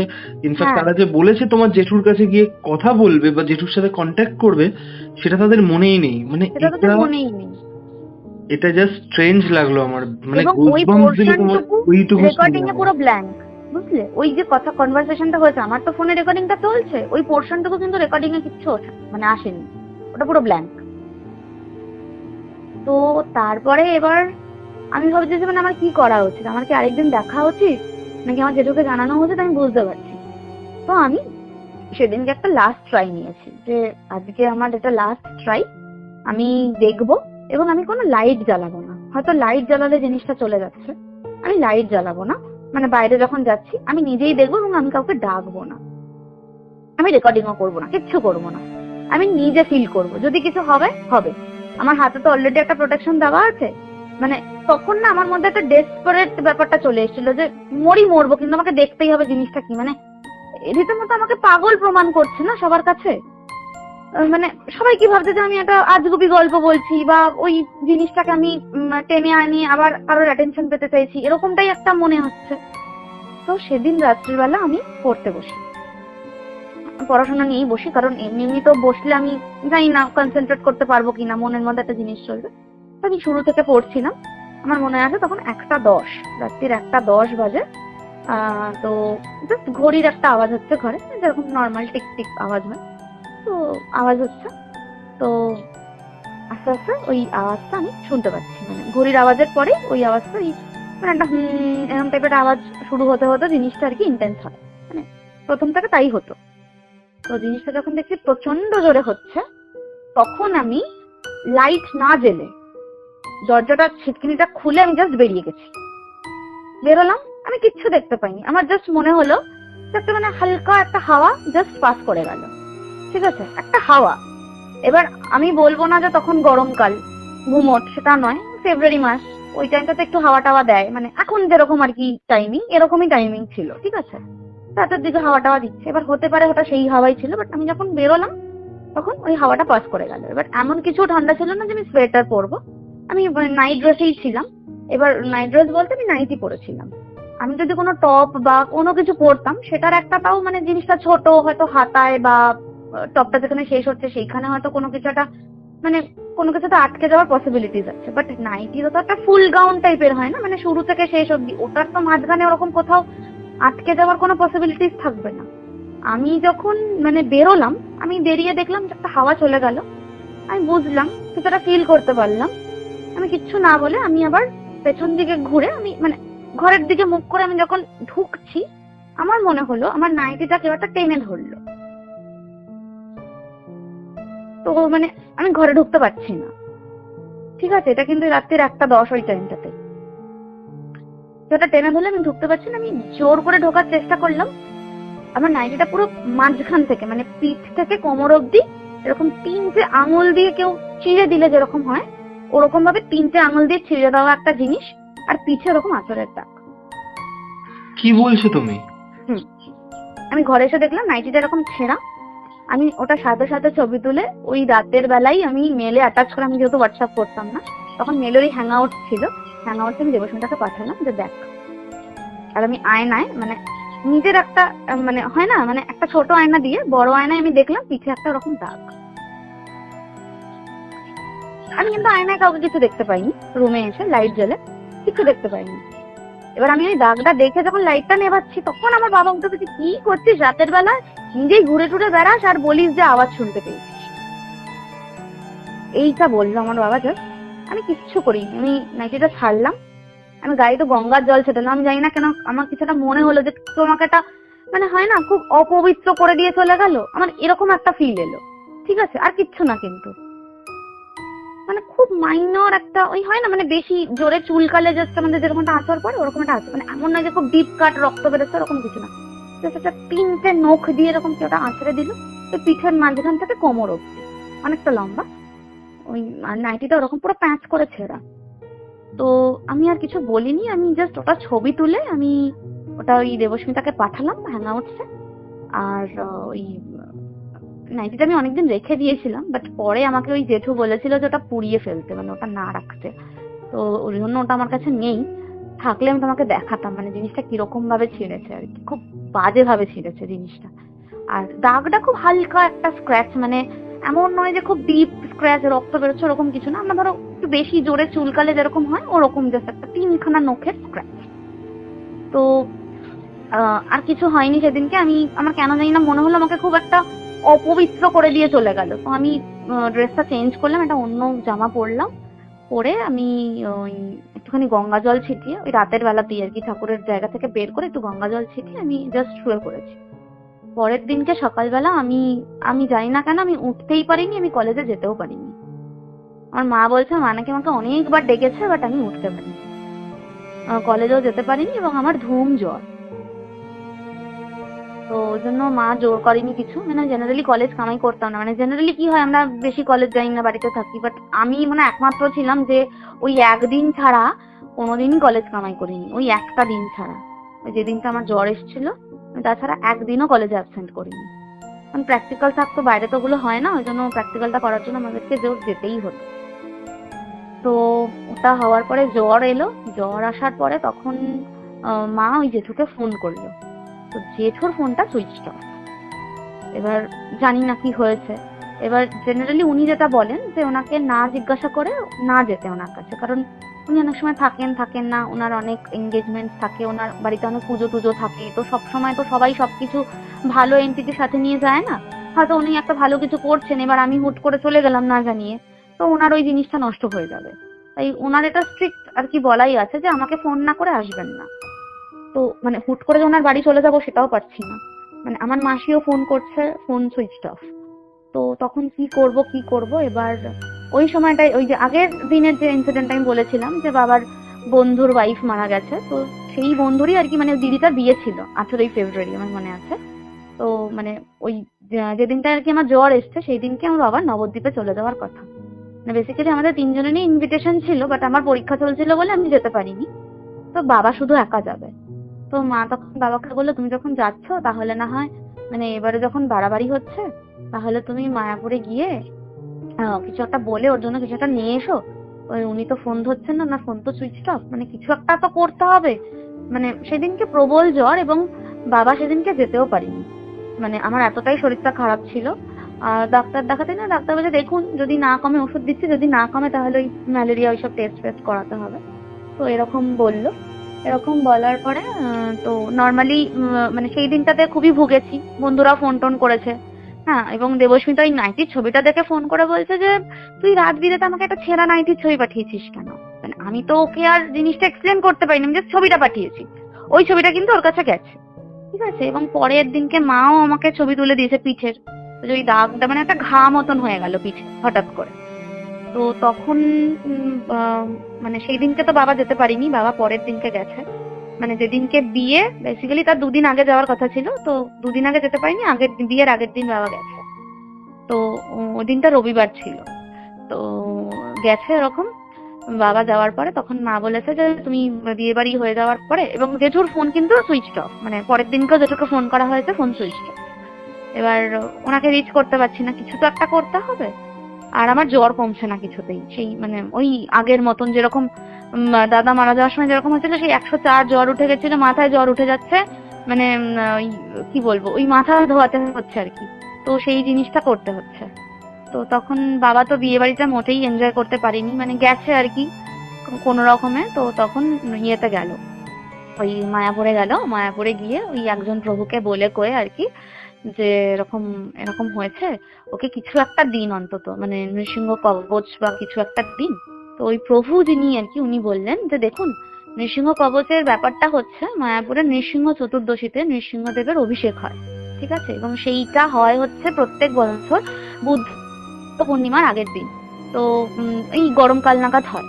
তো বললো যে ওই অভিষেকের সময় অভিষেকের ওই যজ্ঞ হয়, তো যজ্ঞের যে আর কি ছাইটা সেই ছাইগুলোকে মন্ত্রপুত করে ঘি টি দিয়ে ওই তাবিজে ভরে ওগুলোকে নৃসিংহ কবচ হিসেবে আর কি ওরা বিক্রি করে, বা ওগুলো ওদেরকে মানে দেয়, যাদের যা রিকোয়ারমেন্ট থাকে দেয়। এবার ওটার নিয়ম হচ্ছে 3টে ধাতুওয়ালা জিনিস দিয়ে কবচটা বানাতে হয়। এটা সোনা, তামা, রূপো এরকম মানে যে কোনো 3টে ধাতুওয়ালা, যার যেরকম সামর্থ্য সে সেরকম দিয়ে বানায়।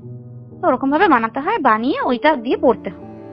তো এরকম বলছে দেখুন ওটা তো আমি দিতে পারবো না, আর ওগুলো নেওয়ার জন্য আগে থেকে বুকিং করাতে হয়। তো আমি আপনাকে একটা জিনিস দিতে পারি, সেটা দিলে একটা পার্মানেন্ট কিছু হবে না, বাট টেম্পোরারি একটা সলিউশন আপনি পেতে পারেন। আর সেই প্রভুটা অনেকদিন মানে আমি যেহেতু ছোট থেকে যাই তো আমাদেরকে চেনে। তো বললেন যে এরকম যে মন্ত্রটা থাকে নৃসিংহ কবচের একটা মন্ত্র আছে, সেই মন্ত্রটা আমি লিখে দিচ্ছি। মানে ওই হনুমান চালিসাতে যেমন কি 2টো করে লাইন দিয়ে একটা করে শ্লোক, তো ওরকমই 2টো করে লাইন দিয়ে একটা করে শ্লোক, ওরকম 26টা শ্লোক আছে নৃসিংহ কবচের মন্ত্রে, ঠিক আছে, যা কেউ হয়তো জানতে পারে। তো সেই মন্ত্রটাকে দিল, দিয়ে বললো যে এটাকে মানে ছোট করে কোথাও একটা লিখুন বা কোথাও একটা থেকে মাইক্রো জেরক্স করুন। মাইক্রো জেরক্স করে একদম ছোট কাগজের মধ্যে। তো সেই জিনিসটাকে উনি 5 রকম জিনিসপত্র দিয়ে মানে শোধন করে তারপরে সেটাকে একটা নর্মাল জাস্ট একটা, আমার বাবাকে বললো যে এরকম লোহার বা কিছুর একটা কবচ কিনে আনুন। এবার মায়াপুরে ওগুলো খুব একটা ইজিলি পাওয়া যায় না, ওরকম মানে আমাদের এখানে যেমন কি বড় বাজার বা কোথাও গেলে ওগুলো পেয়ে যাবো, বাট ওইখানে তো ওগুলো অতটা ইজিলি অ্যাভেলেবেল না। তো বাবা অনেক খুঁজে টুজে একটা জায়গাতে কোনো ফাঁকা মাদুলি আর কি নিয়ে এসে ওই কবচ দিয়ে তখন বললো যে এইটা পড়লে কিন্তু মানে ওই খাওয়া যাবে না, নিরামিষ খেতে হবে আর কি, মাছ মাংস ডিম খেলে এটার কার্যকারিতাটা নষ্ট হয়ে যাবে, তো এটা খাওয়া যাবে না। মানে তখন বলছে আপনারা কি নিরামিষ ভোজি? তখন বলছে যে না, নিরামিষ ভোজি তো নই।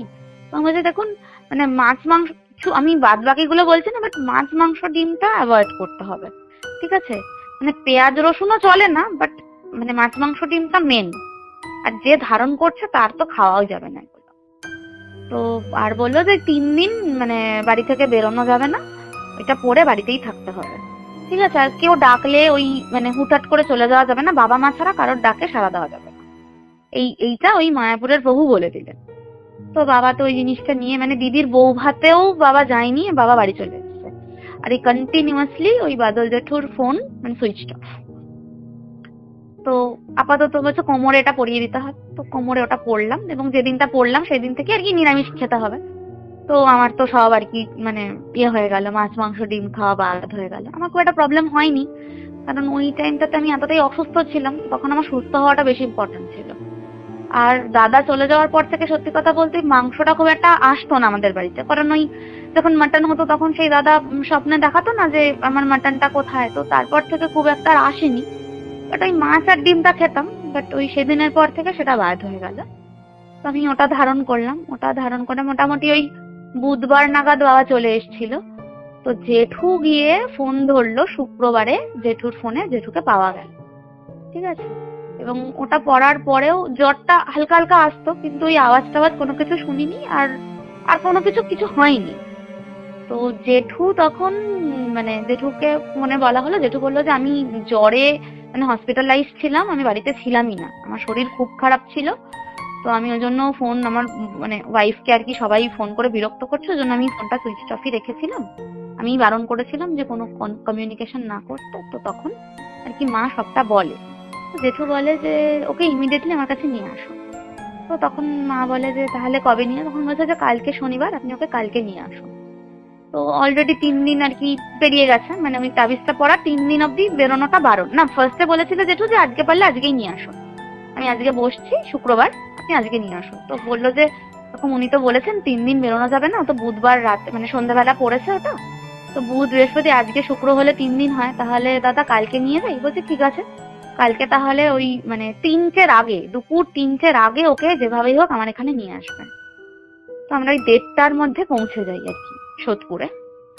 আচ্ছা, এই দুপুর 3টের ব্যাপারটা কি মানে ওই হোলি আওয়ার্স এর কি কোনো ব্যাপারটা আছে? হ্যাঁ হ্যাঁ হ্যাঁ, সেটা পরে জেঠু বলেছিল যে মানে ও কি জিনিস সেটা যদি আমাকে দেখতে হয় তাহলে ওই 3টের আগে আমাকে দেখতে হবে, নইলে আমি দেখতেই পারবো না যে ওটা কি এন্টিটি, ঠিক আছে? তো সেই এবং যদি দেখতে আমি না পারি তাহলে তো আমি কিওর করতে পারবো না। তো তারপরে জেঠু বলেছিল যে মানে একটা ওইটুকু মেয়ে, তার জীবন থেকে এরকম মাছ মাংস ডিম চলে যাবে, এটা তো স্বাভাবিক জিনিস নয় না। তো আমি দেখে ব্যবস্থা করে দেবো, ওইটা পড়ার আর দরকার নেই, আমি যেটা দেবো সেটা পড়লেই হবে। হ্যাঁ, তারপরে তো তাহলে ও মাছ মাংস ডিমটা খেতে হবে। মানে জেঠুর ইন্টেনশনটা ওয়াজ এইটা, যাতে আমি একটা নর্মাল লাইফস্টাইল লিড করতে পারি। তো সেই জন্যই জেঠু বলেছিল, আদারওয়াইজ বলেছিল যে তুমি যদি পড়ে থাকতে চাও, বা মাকে বলেছিল যে আপনারা যদি চান আপনারা আমার কাছে নাও আনতে পারেন যদি ও ঠিক হয়ে গিয়ে থাকে। বাট একটা ওইটুকু মেয়ে, ওর সামনে একটা অত বড় জীবন পড়ে রয়েছে, সে এই বয়স থেকে এগুলো ছেড়ে দেবে, এটা তো মানে ভালো কথা নয় না। তো আপনারা করুন, নিয়ে আসুন আমার কাছে, 3টের আগে নিয়ে আসবেন, একটু সময় নিয়ে আসবেন। মানে 2:45 এলেন, আমি তো আর ওইটুকু টাইমের মধ্যে করতে পারবো না, একটু সময় নিয়ে আসবেন, 1-2 ঘন্টা সময় নিয়ে আসবেন। আমরা 1:30টার মধ্যে ওখানে পৌঁছে যাই, ঠিক আছে? এবং বলেছিল যে বাবা মা দুজনকেই আসতে হবে, ঠিক আছে? তো আর বলেছিল যে 3 জনে আসবেন না, এবার বাবা মা ছাড়া তো কেউ নেই। তো ওদিক থেকে আমার মাসি গিয়েছিল, ওই ছোট মাসি যে থাকে সোদপুরে, তো সে গিয়েছিল। তো 4 জন মিলে আমরা গিয়েছিলাম। তো তখন আমাকে ভালোভাবে দেখলো, ঠিক আছে? এবং আমি জানি না কি একটা, মানে এটা আমার মনে নেই, আমার এখনো মনে পড়ে না ওই জিনিসটা। মানে আমাকে পরে মা মাসি সবাই বলেছে যে এরকম একটা ঘরের মধ্যে জেঠু আমাকে ঢোকালো, ঢুকিয়ে একটা আসন আছে, আসনটাতে বসালো আমাকে, ঠিক আছে। আর মানে এদেরকে বললো একটা জাস্ট এরকম স্কোয়ার কেটে দিল, ঠিক আছে। স্কোয়ারটার ভেতরেই আসনটা ছিল, আর তার বাইরে একটা বড় স্কোয়ার কাটলো। সেই বড় স্কোয়ারটার চারদিক, মানে একটা স্কোয়ারের তো 4টে দিক হয়, তো আমার সামনে মুখোমুখি করে আমার মানে জেঠু বসেছে। আমার ডান পাশে বাবা, বা পাশে মা, আর পেছন দিকে মাসি, এরকম ভাবে বসানো হয়েছিল, ঠিক আছে। এবং তখন নাকি একটা এরকম কাঁচের একটা ক্রিস্টাল ছিল, মানে মানে কাঁচের না, ওই ক্রিস্টাল আর কি যেরকম হয়, ওই ক্রিস্টালের ওপর জেঠু আমার বাঁ হাতটাকে রেখেছিল, রেখে সামনে একটা বল ঝুলিয়ে দিয়েছিল লাল সুতোতে, ঠিক আছে। সেই বলটাও ক্রিস্টালের ছিল। আমি জানি না এটাকে হয়তো কনফেশন বা এরকম কিছু একটা বলে। তো সেই বলটার দিকে বলেছিল যে এক দৃষ্টিতে তুমি 5-10 মিনিট যতক্ষণ হয়, মানে চোখের পাতা না ফেলে তুমি ওটার দিকে তাকিয়ে থাকো। তো আমি বেশ কিছুক্ষণ ওটার দিকে তাকিয়েছিলাম, মানে জিনিসটা জেঠুই আর কি ধরেছিল হাতে করে, যেহেতু জেঠু আমার মুখোমুখি বসেছিল। তো ওটা ধরে রেখে মানে প্রায় 10 মিনিটের পরে, মানে যখন দেখছে যে আমার চোখ দিয়ে জল পড়ছে, মানে ওটা হচ্ছে নাকি বোঝা যায় যে কনসেন্ট্রেশনটা টোটালি হয়েছে কিনা, ঠিক আছে। তখন জেঠু গিয়ে আমাকে অনেক কিছু জিজ্ঞাসা করে এবং সেগুলোর আমি খুব অদ্ভুত অদ্ভুত আনসার দিই, ঠিক আছে। যে বলেছিল যে তুই কি চাস, এরকম ফার্স্ট বলেছিল। আমার মায়ের যেটুকু মনে আছে আর কি। আর মা বাবা ওদেরকে বলেছিল যে যখন যেটুকু কোয়েশ্চেন করা শুরু করবে তখন চোখ বন্ধ করে নিতে, মানে চোখ যেন কোনোভাবেই না খোলে, যা কিছু হয়ে যাক। আর এরকমও তারা ফিল করতে পারে যে আমি তাদেরকে ডাকছি বা আমি মানে এটা চিৎকার কি কোনো করছি, বা রকম হিপনোসিজম করেছিলেন? সেটা আমি ঠিক বলতে পারবো না, বাট যেটু ওটা ভাবে আর কি, মানে ট্রাই করার চেষ্টা করেছিল, যে মানে বের করার চেষ্টা করেছিল যে আমি কিসে এফেক্টেড হয়েছি, ঠিক আচ্ছা আছে। আগেরটাতে যেমন যেটু দেখে বুঝে গেছিল যে আমার সাথে কেউ একটা এসছে, বাট এটাতে বুঝতে পারছিল না বলেই মানে অনেকক্ষণ দেখা টাকার পরেই এই ঘরটাতে নিয়ে গিয়েছিল, ঠিক আছে। তো ওটা করার পরে এরকম মানে ফার্স্টে জিজ্ঞাসা করেছিল যে মানে তুই কি চাস, ফার্স্টে এই কথাটা বলেছিল। তো সেটাতে নাকি আমি আনসার দিয়েছিলাম যে আমি মাংস খেতে চাই। ফার্স্ট আনসার এটা ছিল আমার। মানে আমার নিজের এটা একদমই মনে নেই, আমার এখনো মনে নেই, মানে আমার মনে পড়েনি। জানি না ওই টাইমটাতে কি হয়েছিল। এমনও নয় যে কোনো কিছু খাইয়ে টাইয়ে আমাকে ওখানে বসিয়েছিল, কিছু না, জাস্ট নর্মাল। শুধু বলেছিল বাইরে থেকে এসেছে যেহেতু হাত পাটা ধুয়ে নিয়ে ওই আসনটাতে বসতে, আমাদের বাবা মাদেরও তো তাই বলেছিল। এবং বলেছিল যে ওদের জেঠু যখনই কোয়েশ্চেন করা শুরু করবে তখনই চোখ বন্ধ করে ফেলতে, এবং যদি ডাকি, মানে আমার ভয়েসে হয়তো আমি ডাকছি ওরা শুনতে পাবে, হ্যাঁ, বা আমি কাঁদছি বা আমি বলছি যে মা আমাকে বাঁচাও, সেরকমও কিছু যদি শুনি তাহলেও যেন ওরা চোখ না। তো ওরা কেউ চোখ খোলেনি, তাই বলতে পারছিল না যে কি হয়েছে। তারপরে জাস্ট শুনতে পেয়েছিল যে এগুলো এগুলো আমি বলেছি। আর মায়ের একবার মনে হয়েছিল যে আমি মাকে নাকি বলছি যে মা আমার জোর টয়লেট পেয়েছে, একটুখানি যাবে আমার সাথে। তো মা কিছু মানে আনসার দেয়নি। তো বলেছিল, আমি বলেছিলাম যে আমি মাংস খেতে চাই। তো তখন বলেছিল যে কিসের মাংস, তো তখন বলেছিল শুয়োরের মাংস। কি বলছো কি তুমি? হ্যাঁ, মানে আমি বলেছিলাম, বলছি আমি বলেছিলাম যে শুয়োরের মাংস।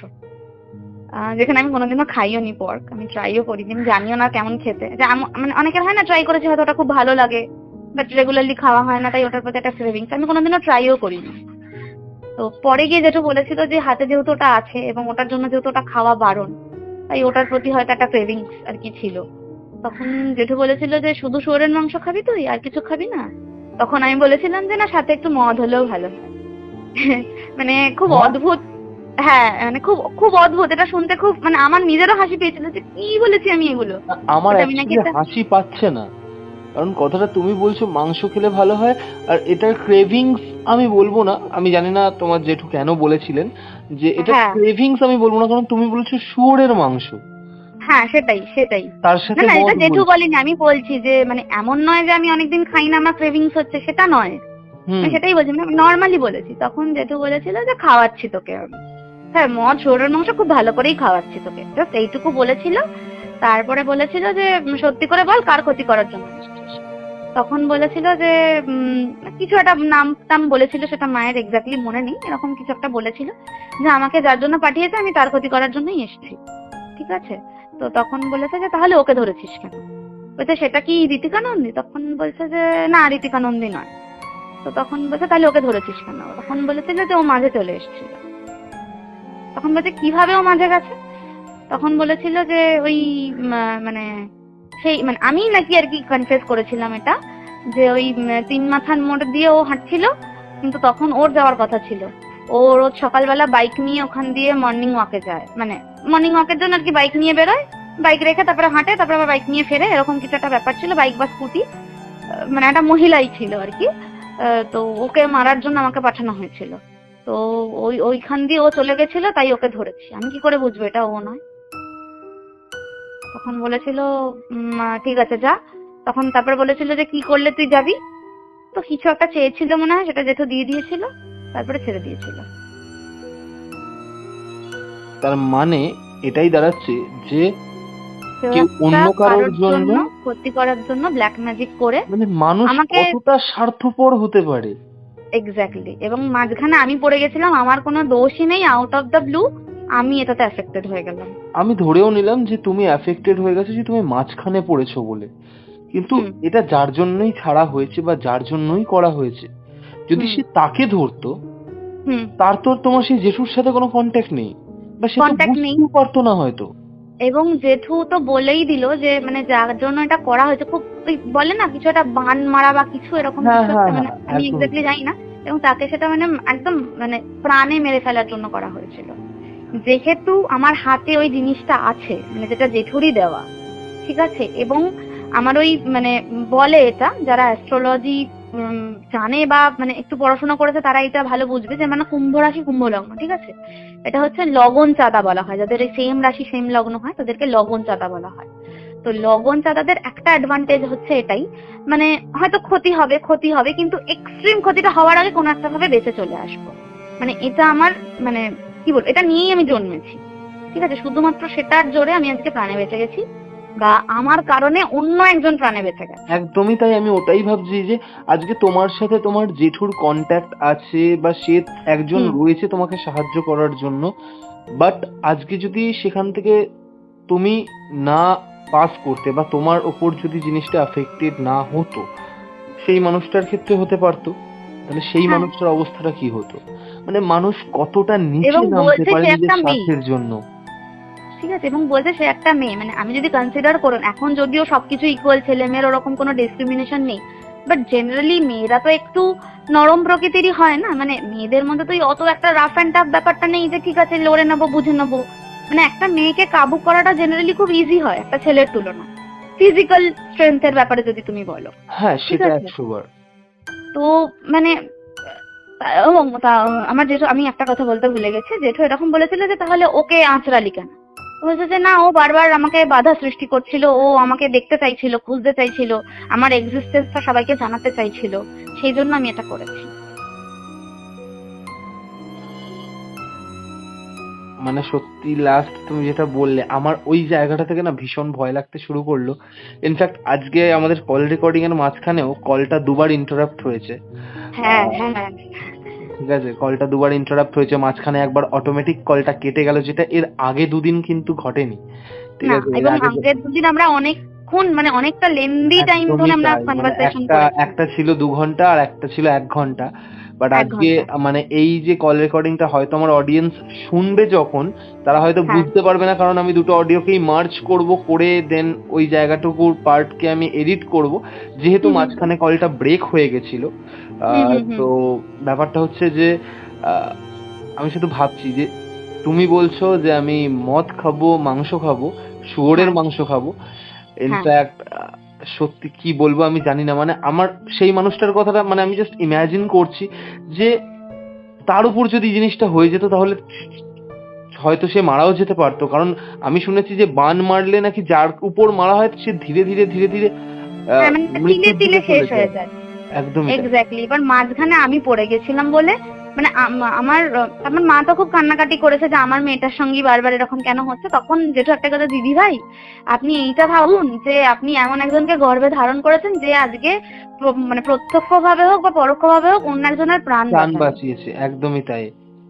তো মানে জেঠু এই কথাটাই বলেছিল। সত্যি, মানে তারপর তো আশা করি আর কিছু হয়নি তোমার? না, তারপরে আর কিছু হয়নি, বাট ওই ঘাটা শুকোতে একটুখানি, মানে আঁচড়টা খুবই লাইট ছিল, বাট ওটা না শুকোতে অনেকদিন সময় নিয়েছিল। এটা যেহেতু অনেক একটা সময় জিনিস অনেক দিয়েছিল। ক্ষেত্রে হয়, যখন ব্ল্যাক ম্যাজিক হয় বা কালো জাদু হয়, সেটার হ্যাঁ হ্যাঁ। সেটার এফেক্টে যদি কখনো কোথাও ঘা আঁচড় এগুলো পড়ে, সেগুলো হুম হুম। চট করে শুকায় না। রীতিকা, আমি তোমাকে একটা চট কথা করে। বলছি, আমার জানলাটা খোলা ছিল, ঠিক আছে, আমার ঘরের জানলা খোলা ছিল, তোমার সাথে কথাটা বলছি, জানলাটা অটোমেটিক বন্ধ হয়ে গেল। আমি জানি না, আর জেঠু আমাকে বারবার বলে, তারপরে আমি তো জেঠুকে বললাম, মানে তারপরে নাকি আমি মানে আমার শরীরটা আর কি ছেড়ে দিয়েছিল ওই জিনিসটা হওয়ার পরে, ক্রিস্টালের দিকে তাকিয়ে আর ক্রিস্টালের উপর হাত রেখে ওই কনফেসেশনটার পরে নাকি আমি মানে আমার শরীরটা পুরো ছেড়ে দিয়েছিল, এবং আমি ওই আসনেই নাকি আর কি শুয়ে পড়ি, মানে সেন্সলেস নয় কিন্তু কেমন একটা আর কি নেতিয়ে পড়ি। তো হ্যাঁ হ্যাঁ। তারপরে ওই জেঠুর বাড়িতে জেঠু সেই দিনকে আমার জন্য আর কোনো মানে কি বলবো, কোনো আর কি কি মানে পেশেন্ট বলবো না কি বলবো জানি না, কাস্টমার কাউকে দেখেনি সেই দিনটা, শুধু আমার জন্য দিয়েছিল জেঠু। তো বলেছিল যে ওকে একটু রেস্ট নিতে দিন, ওর ওপরে তো এত কিছু গেছে, ওকে একটু রেস্ট নিতে দিন। তারপরে বাবা মার সাথে অনেকক্ষণ কথা টথা বলেছিল, তখন বলেছিল যে আমি তো এগুলো ছাড়িয়ে দিলাম কিন্তু আমার ওপরেও এটার এফেক্ট আসবে। তো আমি মানে একটা বলে রাখি তোমাকে কল রেকর্ডিং এ, কারণ আগের গুলো শুনে অনেকেই আমার সাথে কন্ট্যাক্ট করেছেন, বাট আমি আই এম নট শিওর কি জেঠু এখনো এগুলো আর করে কিনা, কারণ এটার পরে জেঠু নিজের ওপর অনেকটা হয়েছে, অনেক কিছু গেছে। তো মানে এরপরে আমার সাথে যেটা হয়েছিল সেই ঘটনাটা অবধি তো জেঠু ছিল ইনভলভ, বাট তারপরে তো আর কিছু আমার সাথে সেরকম ভাবে হয়নি। মানে 2021-এর পর থেকে বলতে গেলে এখন 2024, এই 3 বছর আমার সাথে আর কিছু হয়নি। আচ্ছা রীতিকা, তোমাকে আমি একটা কথা বলছি, যে যারা অনেকেই তোমার আগের এপিসোডস গুলো শুনেছে, তারা ওই সোদপুরে তুমি যেখানে যাও, মানে যার চেম্বারে হ্যাঁ হ্যাঁ তুমি যাও, তার অ্যাড্রেসটা একটু চেয়েছিলে, মানে চেয়েছিল। হ্যাঁ হ্যাঁ হ্যাঁ ওকে, হ্যাঁ হ্যাঁ তুমি হ্যাঁ। আমাকে একটু দিয়ে দিও, আমি আমার অডিয়েন্সের সবাইকেই বলছি যে অ্যাড্রেসটা, তাহলে আমি আমার কমেন্ট বক্সে দিয়ে দেবো। না অ্যাকচুয়ালি ব্যাপারটা সেটাই, আমি সেটার জন্যই আর কি কনভারসেশনের মধ্যেই কথাটা বলছি, হ্যাঁ হ্যাঁ। যে জেঠু যিনি আছেন ঠিক আছে, তিনি এই কাজগুলো আগে করতেন, মানে হুম। যখন আমি এফেক্টেড ছিলাম এগুলো উনি করতেন। আচ্ছা, ইনি বাট কি সোদপুরেরই তারপরে তিনি? হ্যাঁ হ্যাঁ হ্যাঁ, ইনি আচ্ছা সোদপুরেরই, আচ্ছা আচ্ছা ইনি সোদপুরেরই। আর প্রথমে যার কাছে গিয়েছিলাম তিনি তো মারা গেছেন আর কি। আচ্ছা। ইনি সোদপুরের কথাই বলছি, মানে আমরা এনার কাছেই যাই, এবং বলা ভালো ইনি এনার যা বিদ্যা আছে সেটা কাউকে শেখাননি, এবং উনি পণ করেছেন যে উনি কাউকে শেখাবেন না, কারণ অন্য আচ্ছা, কাউকে তুমি শেখাতে গিয়ে ওনার দুদিন আগে আমাকে affected একটা হতে। কল রেকর্ডিং পাঠিয়েছিলে তোমার সাথে তোমার জেঠু, যেখানে আমি Exactly. শুনলাম যে হুম উনি তোমাকে অ্যালার্ট করছেন হুম যে হুম হুম। মা, তোকে যে ধরেছে সেটা জিন। হ্যাঁ হ্যাঁ হ্যাঁ, ওটাই আমি নেক্সট এপিসোডে বলবো তোমাদের। মানে উনি যে কথাগুলো বলেছেন ওই কল রেকর্ডিং আমি তো শুনেছি, তো হ্যাঁ হ্যাঁ শোনার পর আমি রীতিমতো, সত্যি কথা বলতে, আমি ভয়ই পেয়েছি। ঠিক আছে, মানে হ্যাঁ উনি যেভাবে তোমাকে অ্যালার্ট করছেন, সাবধান করছেন, আর হ্যাঁ যেভাবে সাবধানে থাকতে বলছিলেন, হ্যাঁ কারণ তুমি হয়তো বিশ্বাসযোগ্যতার কারণেই আমাকে পাঠিয়েছো, তুমি হয়তো হ্যাঁ, মানে ভাবতে পারো, আমি জানতে এতগুলো কিন্তু এক্সপিরিয়েন্স আমি শেয়ার করছি, আমার কাছে একটা প্রুফ ছিল, আমি তোমাকে দিলাম যে হ্যাঁ, এরকমটাই হয়েছিল আমার সাথে। তো আমি সত্যি কথা বলতে প্রত্যেকটা জিনিসই বিশ্বাস করি, কারণ আমি তো জানি যে কি হতে পারে মানুষের সাথে, কারণ হুম আমি হুম। একটা দুটো এরকমই ঘটনা ফেস করেছি, যার পর থেকে আমি কাউকে অবিশ্বাস করি না। মানুষ যেটা বলে আমি সেটাই বিশ্বাস করি, কখনো কখনো সেটার গভীরে যাওয়ার চেষ্টা করি, কখনো কখনো জাস্ট শুনেই বিশ্বাস করে ফেলি। কারণ হুম হুম। আমার সাথে যে ঘটনাটা ঘটেছে সেই ঘটনাও অন্য কাউকে বললে তারা অনেক সময় বিশ্বাস করে না, তাই আমি মনে না, করি বাট এটাই। তোমার ওই ঘটনাটা শুনেই তো আমি নিজের সাথে রিলেট করতে পেরেছি, আঁচড় মারার ব্যাপারটা তুমি যখন বলেছিলে হ্যাঁ, শর্মিষ্ঠাদির সাথে যেটা হয়েছিল, একদমই তাই। তো সেটা শুনেই আমি রিলেট করতে পেরেছিলাম। তো তো যাই হোক, তারপরে এই ঘটনাটা তো মোটামুটি এই অবধি। তো তারপরে জেঠু অনেক কিছু বলেছিল, মানে ওই আমি যতক্ষণ আর কি রেস্ট নিচ্ছিলাম, তো তখন জেঠু মানে বাবা মার সাথে অনেকটা মানে কি বলবো কনভারসেশন করেছিল, যে ওকে একটু সাবধানে রাখবেন, ঠিক আছে দেখবেন, মানে এমন কি তারপর বলেছিল যে একটা তো খারাপ এন্টিটি ঢুকেছে, আমি যেটা দিয়েছিলাম সেটা মানে কার্যকারিতাটা একটু হলেও আর কি ইন্টারাপ্ট হয়েছে, ওর একটা নজর পড়েছে, তো আমি ওটা চেঞ্জ করে দিচ্ছি। তো আমি তোমাকে বলছি, তুমি বললে বিশ্বাস করবে না দাদা, যে পাম কেক বা ফ্রুট কেক গুলো হয় না হ্যাঁ ক্রিসমাসের, হ্যাঁ। ওইগুলো ড্রাই ফ্রুটস গুলো দেখবে অ্যালকোহলে সোক করা থাকে, তো সেই জন্য আমি আচ্ছা, সেই কেক গুলোও খাই না। আমি এটা যে আমার কোনো জানা খাবার, ছিল না সত্যি কথা বলতে, যে ওই পাম হ্যাঁ কেক বা ফ্রুট কেকের ফ্রুটস গুলো। হ্যাঁ, অ্যালকোহলে সোক করা থাকে বা ফ্রুট জুসে। এবার জেনারেলি কি হয়, কেউ তো আর ফ্রুট জুসে ওরকম, কে এখন ফ্রুট জুস বের করে ওগুলোকে সোক করবে, জেনারেলি সবার ওই অ্যালকোহলেই করে, তাতে টেস্টটাও ভালো হয়। দেখবে আমরা যার জন্য একটু তেতো তেতো লাগে, ওই কিশমিশ গুলো বা ওই ফ্রুটি গুলো যখন খাই একটু তেতো তেতো লাগে আমাদের। তো আমরা হয়তো ভাবি যে ওটা কেকের কিছু ফ্লেভার বা চকলেট, বাট ওটা অ্যালকোহলে সোক করা থাকে। সেটা জেঠুই কিন্তু বলেছিল যে ওর কিন্তু ওগুলোও খাওয়া যাবে না। তো এখন থেকে কোনো খাবার, মানে ওই ঘটনার পর থেকে কোনো খাবার খাওয়ার আগে আমি আগে তার কন্টেন্ট লিস্ট করি যে এখানে কি কি আছে, কোনটা কোনটা আমি খেতে পারবো আর কোনটা কোনটা আমি খেতে পারবো না। আমার মনে হয় না কোনো সাধারণ মানুষ এরকম ভাবে বেছে খাবার খায়। স্বাভাবিক, মানে মানে আমি খুব স্পেসিফিক্যালি বয়সটাই বা খাবার কত খাই। তোমার? তুমি তো আমার থেকেও ছোট রীতিমতো, ঠিক হ্যাঁ, আছে? মানে তো আমার এখন 26। হ্যাঁ, তো বেসিক্যালি এরকম ভাবে জীবনযাপন করা আর সন্ন্যাস নিয়ে নেওয়ার মধ্যে বিস্তর যে খুব একটা ফারাক রয়েছে তা মনে হয় না, কারণ তোমাকে রীতিমতো সবকিছুই বাদ দিয়ে চলতে হয়, আর অনেক চিন্তা ভাবনা করে, অনেক কনসার্ন থেকে, কনসিয়াস থেকে সেরকম ভাবেই লাইফটা তোমাকে লিড করতে হচ্ছে। এবং তবে আমি একদিকে এটার প্রত্যেক একটা বেনিফিটস আছে যে হুম, তুমি অনেকটা বেশি নেগেটিভিটি থেকে এড়িয়ে চলো, বাট মানে নেগেটিভিটি হ্যাঁ, হ্যাঁ, দেখো হয়তো তোমার রাশিটা এমনই, বা মানে তোমার রাশি বা লগ্ন এমনই যে তুমি খুব তাড়াতাড়ি নেগেটিভ এন্টিটিকে অ্যাট্রাক্ট করে ফেলছো, হ্যাঁ, যেটা আমার হ্যাঁ, মনে হচ্ছে। বাট তার পরিপ্রেক্ষিতে তোমাকে তোমার জেঠু যে প্রোটেকশনস বা ওয়ে অফ লিভিং লাইফ দিয়েছেন, সেটার হুম, হুম, ক্ষেত্রে হয়তো যে বাকি যে আমরা যেগুলোকে সিন মানে পাপ পুণ্যের বিচারে বলি, তুমি হুম, কিন্তু হুম, সেদিক থেকে অনেকটাই নিজেকে সরিয়ে নিয়েছো সেই লাইফস্টাইলের মধ্যে দিয়ে। তো এক্স্যাক্টলি, এক্স্যাক্টলি। আর সেটার এরপরে জন্য আমাকে অনেক টন্টও শুনতে হয়, কারণ আমার বন্ধুরা তো এরকম নয়। না, বাট আমি স্বাভাবিক। সবার দেখো সাথে একটা তো আর কথা এগুলো বলি, শেয়ার করতে পারি না। একদমই একটা কথা বলি যে টন্ট মানুষ করবেই। এই যে তোমরা ঘটনাগুলো শেয়ার করো, আমার কমেন্ট বক্সেও প্রচুর মানুষ আছেন যারা বলে যে মিথ্যে কথা বলছে, ঢপ দিচ্ছে, এরকম বলে। হুম, তো সত্যি হুম, কথা বলতে তারা তো জিনিসটা ফেস করছেন না, না? তো যারা এক্স্যাক্টলি, ফেস করে একমাত্র তারা বুঝতে পারে, ঠিক আছে? হ্যাঁ, তো এগুলো মানুষ তখনই বিশ্বাস করবে। আর দেখো এমনই একটা জিনিস, আমরা তো জোর করে কাউকে বিশ্বাস করাতে পারবো না। যার সাথে হুম, হুম, ঘটে সে বুঝতে পারবে, এবার যার সাথে ঘটছে না সে কি করে বিশ্বাস করবেই, বা এটা তো তাদেরও দোষ নয়, তারা সেটাই। আর বিশ্বাস আমরা করবেই ওটা বা কি চাইবো করে। না যে তাদের সাথে ঘটুক, এটা একদমই কখনোই তাই, চাইবো না। একদমই মানে তাই। আমরা এটাই চাইবো যেন কারোর সাথেই না হয়। হ্যাঁ, তোমরা অবিশ্বাস করো ঠিক আছে, বাট আমরা চাইবো না যে বিশ্বাস করার মতন পরিস্থিতিতে তোমাদের পড়তে হয়, কারণ ওই হুম, যে হুম, পরিস্থিতিটা না, সেটা হ্যান্ডেল হুম, করা ভীষণ কঠিন হয়ে যায়। সেটাই। মানে আর ওখান থেকে বেরিয়ে এসে আবার স্বাভাবিকভাবে একটা লাইফ লিড স্বাভাবিকভাবে করা, বেঁচে যাওয়া, ওই যে কি আমি মানে যেই একটা যেন বান্ধবীর ঝড় কথা বয়ে যায়। বলেছিলাম, মানে বন্ধুর যে ওয়াইফের কথা বলেছিলাম, হুম, যে হুম, হুম, আঁচড় খেয়েছে, মানে তার এখন পুরো চেহারার ভোল বদল ঘটে গেছে। আজকে 4 বছর হয়ে গেছে, কিছুদিন আগে আমি তাকে রাস্তায় দেখেছিলাম। ইনফ্যাক্ট আমি হুম, হুম। শান্তদ্বীপের পডকাস্টেও বলেছিলাম যে ওদের সাথে আমার সেরকম কোনো আর কন্ট্যাক্ট আর কোনো নেই। কন্টাক্ট নেই। হুম, একদমই হুম, কিছুদিন হুম, আগে আমি রাস্তায় দেখে আমি জাস্ট অবাক হয়ে যাই ওদেরকে, যে ওর চেহারাটা পুরো অর্ধেক হয়ে গেছে। হুম। মেয়েটার চেহারাটা অর্ধেক হয়ে গেছে, মানে আমি জাস্ট দেখে অবাক হয়ে যাই। মানে ভেতর থেকে একটা শুকিয়ে যাওয়া। শুকিয়ে যায়, এটার একটা খুব নেগেটিভ এফেক্ট এটা রয়েছে। আমি নিজেই অ্যাফেক্টেড, কারণ আমার যে টাইমে দাদার ওই ঘটনাটা ঘটেছিল না, তখন তো আমার খুব আর কি বার বৃদ্ধির সময়, ক্লাস 8-এ পড়ি, ওই টাইমেই তো মানুষ বাড়ে। আমি তারপরে মানে কি বলবো, ওই যেরকম তখন একটা ফিগার ছিল, আমার ফিগার এখনো সেরকম। না মোটা হয়েছে, আমি তখনকার জামা এখনো গায়ে হয়। আমি না লম্বা হয়েছি, মানে কোনো কিছু এখনো হয় না, মানে একটা রিটার্ডেড গ্রোথ টাইপের হয়ে গেছে এরকম ব্যাপারটা। মানে এই জিনিসটা আমি নিজে ভুক্তভোগী, ঠিক আছে? তো আর আরেকটা জিনিস যেটা বলার আর কি ছিল, যে ওই বাবা মায়েদের যখন আর কি বলছিল জেঠু যে এরকম যেহেতু তাবিজটা আর কি ইয়ে হয়ে গেছে, তো আমি ওটা পাল্টে দিচ্ছি, ওটা পরিয়ে দেবেন, এরকম ভাবে বলেছিল। আজকে শনিবার, আজকেই পরিয়ে দিতে পারেন, কোনো অসুবিধা নেই, এরকম করে বলে। আর বলেছিল যে ওই রিলেটেড যা যা কিছু আছে, মানে পরে যখন আমি একটুখানি সুস্থ হই, উঠলাম, তখন জেঠুর সাথে কথা বলতে, জেঠু বলছিল যে এখন ভালো লাগছে, ঠিক আছিস তুই? জল টল দিয়েছিল, খাবার টাবার দিয়েছিল। কারণ সেই দুপুর থেকে গেছি প্রায়, মানে কি বলবো, মানে 7টা 7:30 বেজে গেছে তখন, মানে পুরো জিনিসটা শেষ হতে হতে।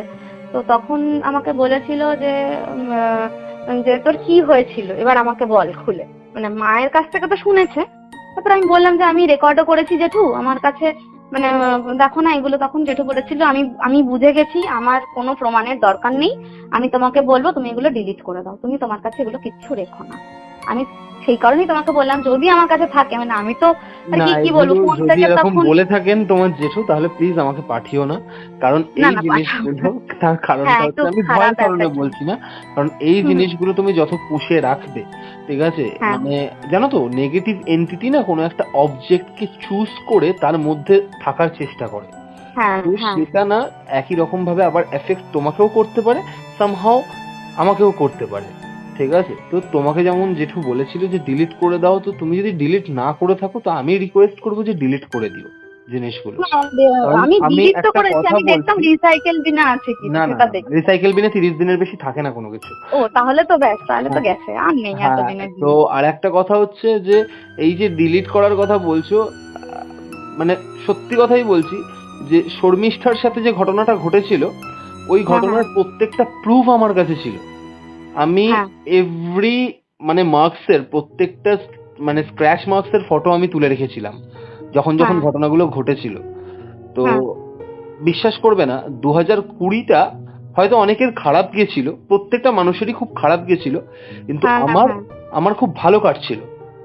ওই ঘটনার আচ্ছা। পর থেকে, ওই দুর্গাপুজোর দ্বিতীয়ার পর থেকে আপ আচ্ছা। টু 2023-এর ফেব্রুয়ারি মাস পর্যন্ত আমার প্রচন্ড সময় খারাপ যায়, প্রচন্ড সময় খারাপ যায়। কি কারণ কি বৃত্তান্ত আমি কিচ্ছু জানি না। আমার দাদা পর্যন্ত মারা গেছিল, তারপর আমি ডিপ্রেশনে চলে যাই, মানে প্রচন্ড খারাপ যায়। আচ্ছা। ফেব্রুয়ারি মাসের পর আমি আমার ফোনটা চেঞ্জ করি। হুম। ফোনের সমস্ত কিছু ব্যাকআপ নেওয়া হয়, কিন্তু আনফরচুনেটলি আমি ওই ফটোগুলোর ব্যাকআপ নিইনি। হুম। আমি ভুলে গেছিলাম বা সামহাউ ডিলিট হয়ে যায়। আচ্ছা। পরে আমি খোঁজার চেষ্টা করেছিলাম একজনকে দেখানোর জন্য, দেখলাম আমার ফোনে আর সেগুলো নেই।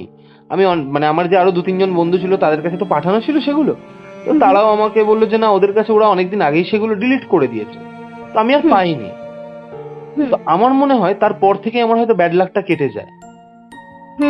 মানে আমি যে কাজগুলো করতাম, নেগেটিভ ইমপ্যাক্ট তোমার হ্যাঁ উপর আমি যে কাজগুলো করতাম কোনো কাজই আলটিমেটলি আমি রেজাল্ট পেতাম না।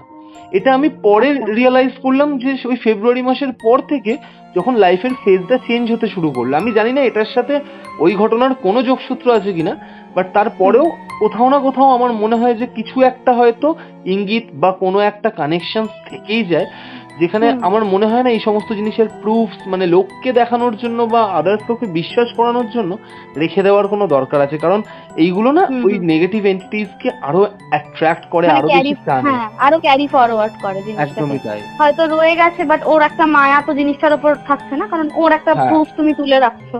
তো সেটাই না, আমিও এগুলো মানে যদি থেকেও থাকে আমি মেল ফেলে আমি কখনোই রাখবে না। আর তাহলে কি তারপরে ওই আমরা নাইটিটাও পুড়িয়ে দিয়েছিলাম, মানে মানে বলেছিল পুড়িয়ে ওটা গঙ্গায় ফেলে দিতে। তাহলে বাবাই করেছিল কাজটা। হ্যাঁ, তাহলে কি আমরা আগামী সপ্তাহে তোমার আরেকটা ঘটনা শুনছি, তাই তো? হ্যাঁ হ্যাঁ হ্যাঁ, যেটার প্রমাণটা আমি তোমাকে অলরেডি দিয়েছি, মানে ওই কনভারসেশনটা, ওটাতে তো কিছু সেরকম প্রুফ ছিল না। এটা আমি শুনেছি, এটা এই প্রমাণটা যে তুমি আমায় দিয়েছো, দেখো তুমি প্রমাণ না দিলেও আমি বিশ্বাস করি প্রত্যেকটা ঘটনা। না না, এটা আমি নিজে থেকেই দিয়েছি তোমাকে, আমি জানি তুমি চাওনি, বাট আমি নিজে থেকেই দিয়েছি। মানে ভীষণ স্ট্রেঞ্জ, ভীষণ স্ট্রেঞ্জ। আমি অনেক ঘটনা শুনেছি, বাট সেদিনকে যখন তোমার জেঠুর কল রেকর্ডিংটা শুনলাম তোমার সাথে, আর সে যখন বলছে যে মা তোকে জিনে ধরেছে, ঠিক আছে, তোর এই হাতের জিনিসটার জন্য তোকে ক্ষতিটা করতে পারছে না, না হলে তুই বাইরে বেরোলেই তোকে মেরে ফেলতো, এটা শুনে সত্যি আমার গায়ে কাঁটা দিয়ে উঠেছিল সেদিনকে। 3 দিন আগেই আমি শুনেছিলাম তোমার এই রেকর্ডিংটা। এবং মাঝখানে একটা জিনিসও আছে, দেখবে যে আজকে যাওয়ার পথে তোকে আবার আরেকবার ধরবে। একদমই, হ্যাঁ, যে তুই যখন আমার কাছে আসবি তখন তোকে অনেক রকম ভাবে বাধা দেওয়ার চেষ্টা করবে, কিন্তু তুই হার মানবি না, চলে আসবি। সেটা নিয়েই নেক্সট ঘটনাটা, বুঝেছো? মানে সেই যে ধরেছিল, মানে জেঠু যেটা বলেছিল সেটাই কিন্তু এক্স্যাক্টলি হয়েছিল, এবং সেটা নিয়েই আমার নেক্সট ঘটনা। ঠিক আছে ঋতিকা, আমি পরের এপিসোডের জন্য তো মানে এই এপিসোডটা তো সবাই শুনবেই, আমি পরেরটার জন্য ভীষণ এক্সাইটেড। সেটা আমরা আগামী সপ্তাহে 46 নম্বর এপিসোডে নিশ্চয়ই শুনতে পাবো। আপাতত 45 নম্বর এপিসোডটা শুনে আমি দেখি মানুষ কি রিয়াকশনস দেয়। আমার অডিয়েন্স, গল্প বলা পরিবার তোমাকে প্রচুর ভালোবাসা দিয়েছে, ঠিক আছে? সে তো নিশ্চয়ই। আমি কমেন্টস গুলো দেখে আমি নিজেই মানে অ্যাকচুয়ালি মানে সত্যি কথা বলতে কি হতো বলতো, মানে এতদিন যাদের সাথে শেয়ার করেছি, খুব কাছের লোক ছাড়া কেউ খুব একটা আমল দেয়নি, বাট একটা এক্সটেন্ডেড ফ্যামিলি থেকে যে আমি ভালোবাসাটা পেয়েছি বা যে রেসপন্সটা পেয়েছি, সেটাতে মানে আমার মনে হয়েছে যে না, ঠিক আছে, মানে এরকম লোকও আছে যারা এগুলোকে বিশ্বাস করে বা যারা আমার ভালো চেয়েছে। অনেকেই লিখেছেন যে তুমি ভালো থেকো, সাবধানে থেকো, তো এই ভালোবাসাটাই অনেক। এই যে মানে একটা গুড উইশেস, এটাও কিন্তু অনেক নেগেটিভিটিকে কাটাতে হেল্প করে আমাদের। অবশ্যই। ইনফ্যাক্ট গতকাল মুম্বাই থেকেও একজন তোমার সাথে কন্ট্যাক্ট করতে চেয়েছেন। হ্যাঁ হ্যাঁ, উনি করেছিলেন আমাকে। এগুলোই পাওনা, এগুলোই হচ্ছে প্রাপ্তি।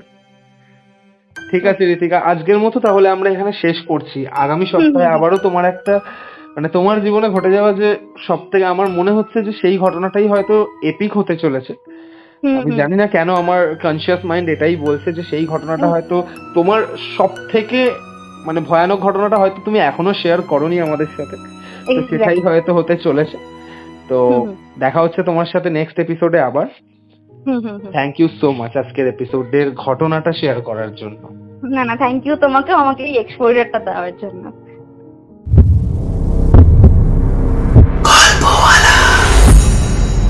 Spotify original horror podcast. তো কেমন লাগলো আজকের এপিসোড কমেন্ট করে অবশ্যই জানিও। যদি ভালো লেগে থাকে তাহলে লাইক বাটনটা প্রেস করে বন্ধুদের সাথে শেয়ার করতে পারো। আর তোমরাও যদি চাও তোমাদের জীবনে ঘটে যাওয়া কোনো রিয়েল লাইফ হরর ইনসিডেন্ট আমার সাথে শেয়ার করবে, তাহলে আমার ইনস্টাগ্রাম আইডি storyteller_অরিত্রকে ফলো করে ইনবক্সে ঘটনা লিখে পাঠাতে পারো। আর যদি গল্পওয়ালা ইউটিউব চ্যানেলের নতুন সদস্য হয়ে থাকো তাহলে চ্যানেলটা সাবস্ক্রাইব করে স্পটিফাই পডকাস্টটিকেও ফলো করে দিও, কারণ গল্পওয়ালা আমাদের প্রত্যেকের যৌথ পরিবার। আজকের এপিসোড আমি এখানেই শেষ করছি। আগামী শনিবার আসছি ঋতিকার জীবনে আরও একটি ভয়ানক সত্যি ভৌতিক ঘটনা নিয়ে।